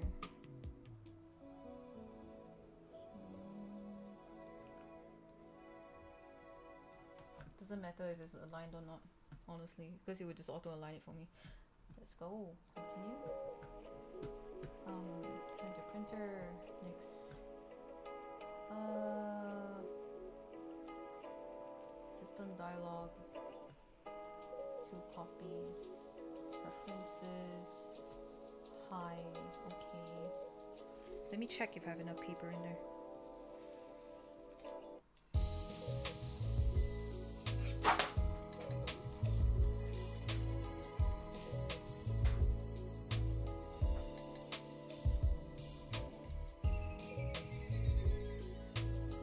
Okay. What about a chess match? Neither of us will win because neither of us know how to play chess. I don't think Ginia knows how to play chess, and I have never learned chess in my life. You tell me to play mahjong, maybe I can win. I just need to refresh my memory on how to play it. I have not played it in years.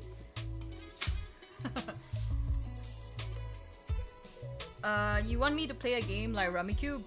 I can play Rummy Cube. I'm pretty good at Rummy Cube.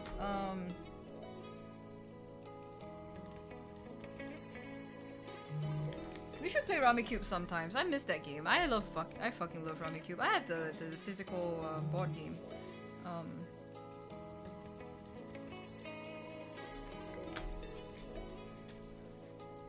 Returns with dinner. Yo, what are you eating?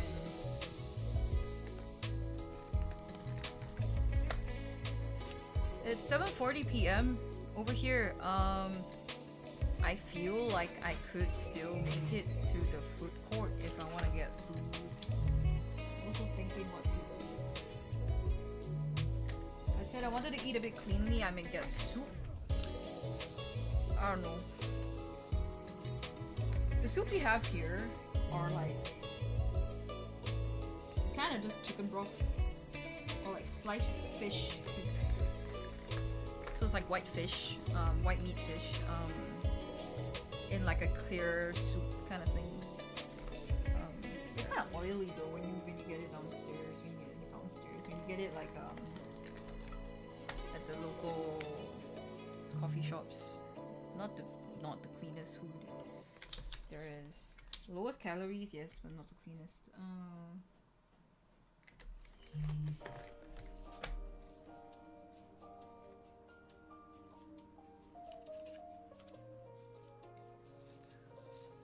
What about Uno? Oh, Uno is like, I leave it up to fate, man. Like, that's not skill, that's just luck. Fucking love Uno though. Recipe for disaster in friendships. I used to play Catan. I don't really remember how it's played anymore, but usually, I mean, it's not that difficult to learn. It's just like, I just know that I enjoyed Catan. I enjoyed, was it Werewolf?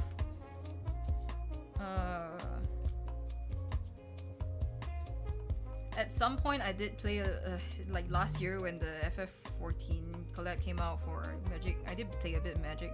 We were talking about cards and tabletop games, yeah.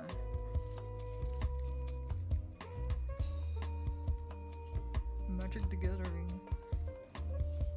Okay, next one. Kaito is done printing. Let's load him up into the machine.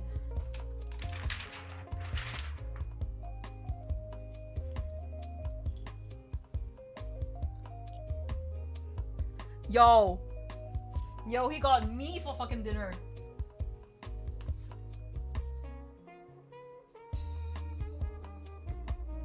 Actually, I do enjoy a good like squid dish in Japan. Always so fresh, so nice. It's like creamy. I love eating like raw squid and like grilled squid.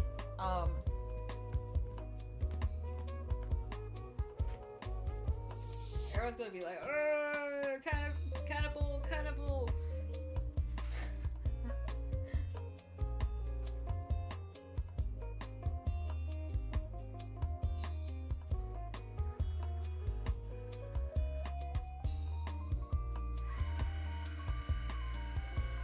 But yeah, like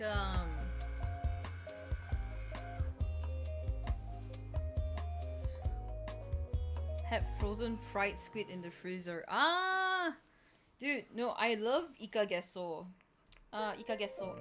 It's like the squid legs, but like it's like roasted, grilled. My favorite stuff. It is also the name of my art tag. Because gesso is a base primer that you use in on canvases. So it's also an art term.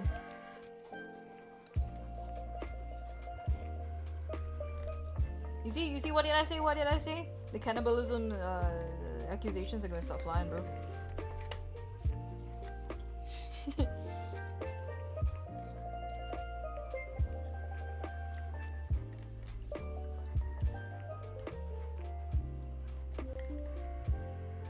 Dude, Sapporo is just so filled with like amazingly fresh seafood. I mean, no fucking shit, right? But like,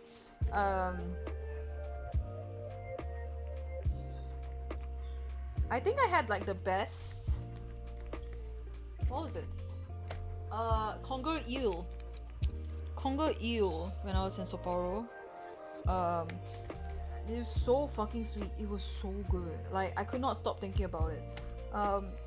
And when I was in Hakodate, I ate raw prawns, raw shrimp. Some were ama ebi, so like the sweet shrimp. Some were the regular prawns, like the big ones. They were so fucking good, and they are really affordable too. It's like 13 sing per bowl at most. The sushi restaurant that I went to in Sapporo, we didn't look at the price at all of the plates. You know, we just ordered whatever the fuck we want, right? We walked out the door. We spent less than like $20 per person. That was insane. 20 Sing dollars per person. And oh, I hear it again.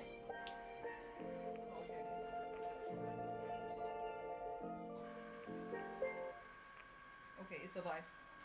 I think it's just my mat getting like increasingly unsticky.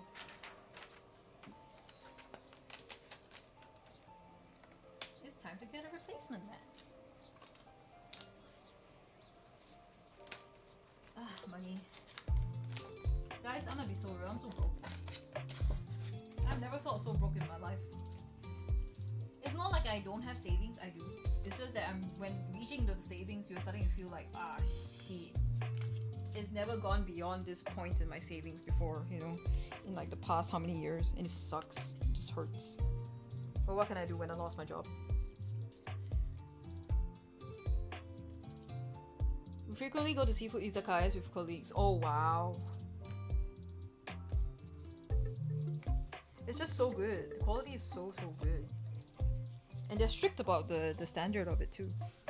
So it makes it even better.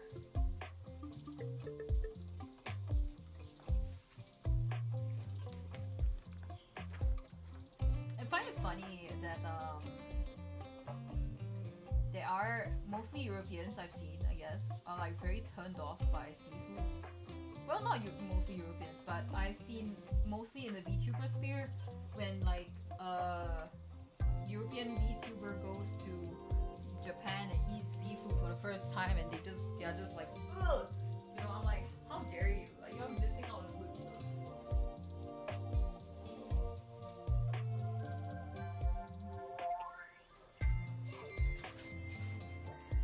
I finished loading that mat, and then my paper just slipped off. So I'm gonna use the other side of the mat and hope it works better. Oh man, this is a pickle.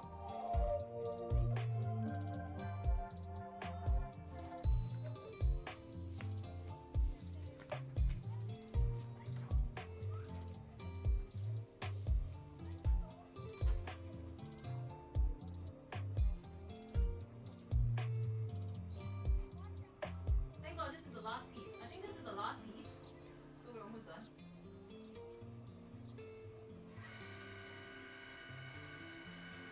Yeah, I think we're almost done.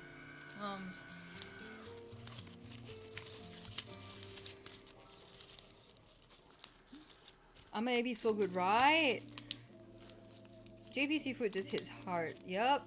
Ika, do you see what Des posted in the stream chat yesterday? Did I? Catch is Japan is expensive for those living here. Unless you're high-rank corporate job. Yup. Annual salary for a teacher is the equivalent of 19k Sing dollars. Yep. It is why I have like, well, I have a lot of interest and I love traveling to Japan. I know the reality is that, you know, I wouldn't want to work there. And a lot of people have like told me like, since you visit so much and you love the country so much, why don't you go there? Are you a fucking weeb? Why don't you just go there and work? And I'm like, it's not that simple. Reality is like, it's not. You can't romanticize a country to that point where you can turn a blind eye to like the disparity in cost of living. And honestly, we can only enjoy these benefits of like food from other countries because we live in an economy that's very robust over here. Even though the cost of living it scales, it is very expensive for the average Singaporean to live. So Yeah. My average meal I have to spend per day here, if I'm outside working, can come up to about like 15 to 20 Sing dollars. If I'm being very frugal, I can. It's probably about 10 Singapore dollars per day, and that's like low-key suffering because I can't get like a drink on the side, you know, that kind of thing. I have to just survive from plain water the whole day, and sometimes you need that pick-me-up.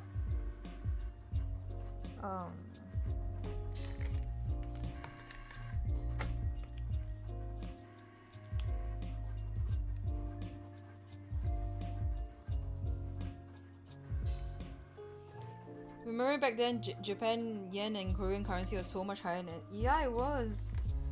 And because of the recession and like constant. Japan's in shambles, let's be real. Economy-wise, let's be so real. We are the foreigners are benefiting from it, definitely. But that's why they're also so like stringent right now, you know. I get it. Completely get it. They have different prices for like foreigners and for locals, and I get it, you know, because here too we face that problem. It's not like it's an isolated problem. Like Singaporeans, we pay less for attraction, entertainment stuff because, you know, this is the amount that we earn here. And foreigners, you gotta pay a bit more to get in, especially to like the zoo or the oceanarium. Night safari, stuff like that.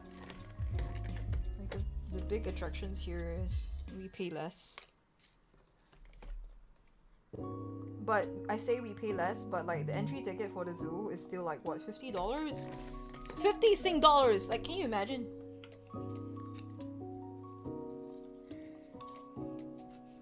And that's insanely expensive to me. Like, the hell? I'm not going there.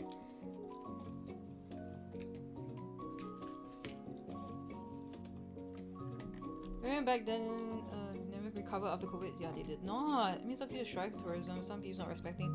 It is. Actually, only has that one amusement park. It's expensive AF. It has nothing, absolutely nothing in it. Yeah. But not just amusement parks. Like Oceanarium. You have the zoo.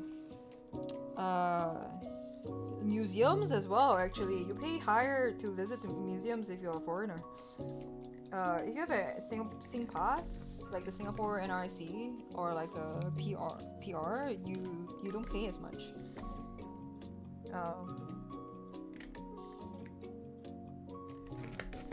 Okay, I'm done. I've scored everything and I have cut everything. Yippee! Wait, no. Last batch. I'm gonna unload it.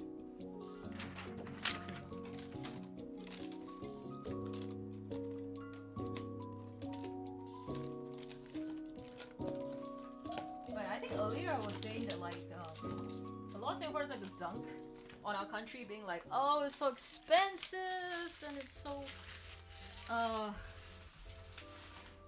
boring, it's so devoid of culture and everything. And I must say it's a very Singaporean thing to parrot other people who don't know what the fuck they're talking about, because I'll be so real, we do have culture. We do have great things to do. We are very interesting, very culturally diverse, and I fear that like a lot of people have started to turn a blind eye to the fact that like there is actually culture. It's just that the first thing that you think about Singapore is that, oh, it's a rich country, crazy rich Asians, Lamau, MBS, you know, that kind of thing, Resorts World, or Gardens by the Bay, Marina Bay, you know, that kind of thing. And it's like, oh, what culture? And then you think about, oh yeah, got the Chinese, got the Malay, got the Indians, got the and the Eurasians and stuff. It's like, no, that's not culture, you know. And I fear that a lot of people just don't really know how to describe what it is. It is one thing that like honestly there's no word for it. It's like it is hard to describe in words, but if you go to any neighborhood, like even like let's say you go to Toa Payoh, you go to Tiong Bahru, you go to Katong, one of the more well-known neighborhoods, even though they're still old. You can see a lot of things that are very unique to our lifestyle and actually very enjoyable, I feel.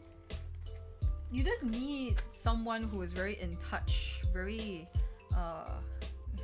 in touch with their roots to take you around, I think.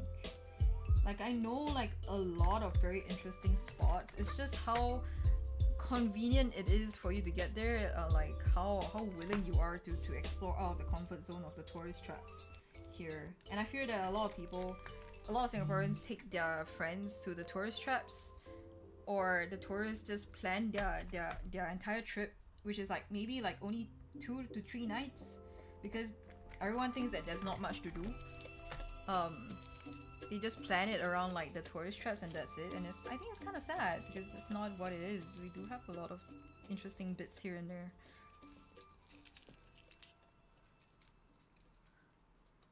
It's a pro and con situation. It is. Such is the economy, and such is social media, propagating a lot of false information. I don't like it. But who does, right?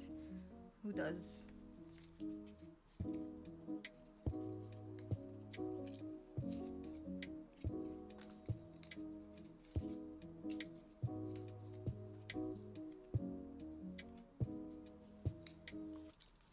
Okay, almost done. Woohoo!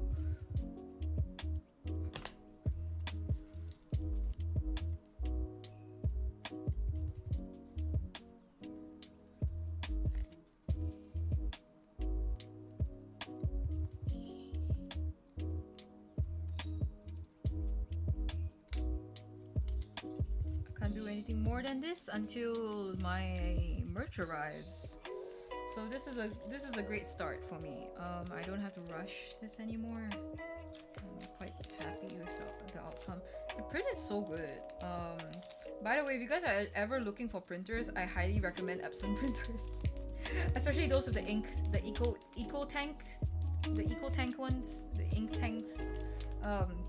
Those just work for years. They don't die, and the newer versions are equally as good. I'm not sponsored. I just think it's really good. I have enjoyed the printing quality for years. Brother is a piece of shit, but Epson is great. Canon is expensive. HP printers, I haven't seen in a while. We have enough time to go and food court to Double Fish? Probably, yeah, I do. It's like only 8 p.m. Most are open till 9, so I have an hour.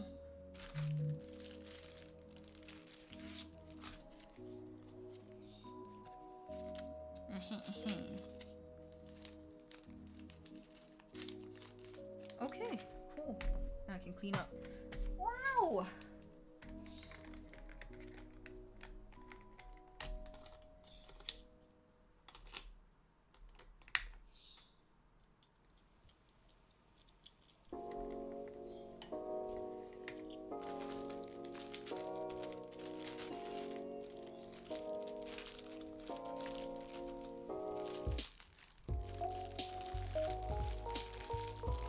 You're getting?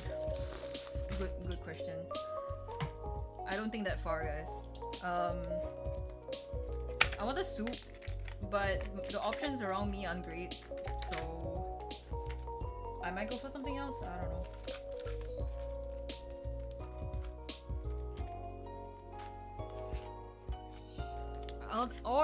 I'll make my own dinner.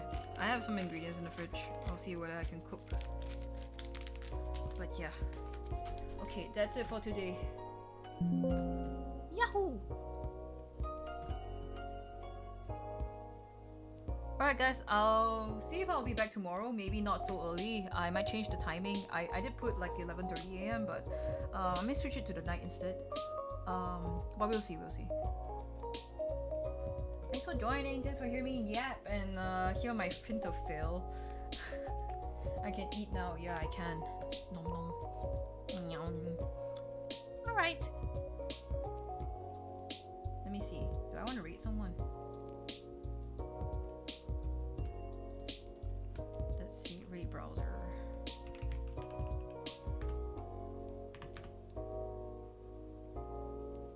To extend stream by 96 hours non-stop. Where?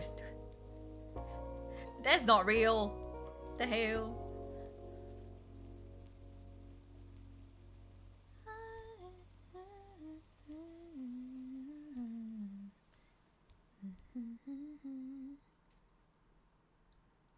Like an ordinary creature.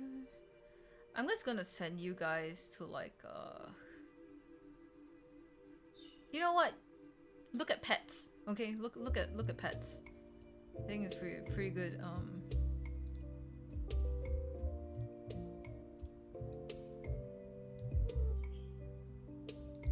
Okay, you guys can look at cats, I think. Cat Cafe Hidamari. Alright, enjoy cats. Enjoy looking at the cat cams. See ya, guys. Bye bye.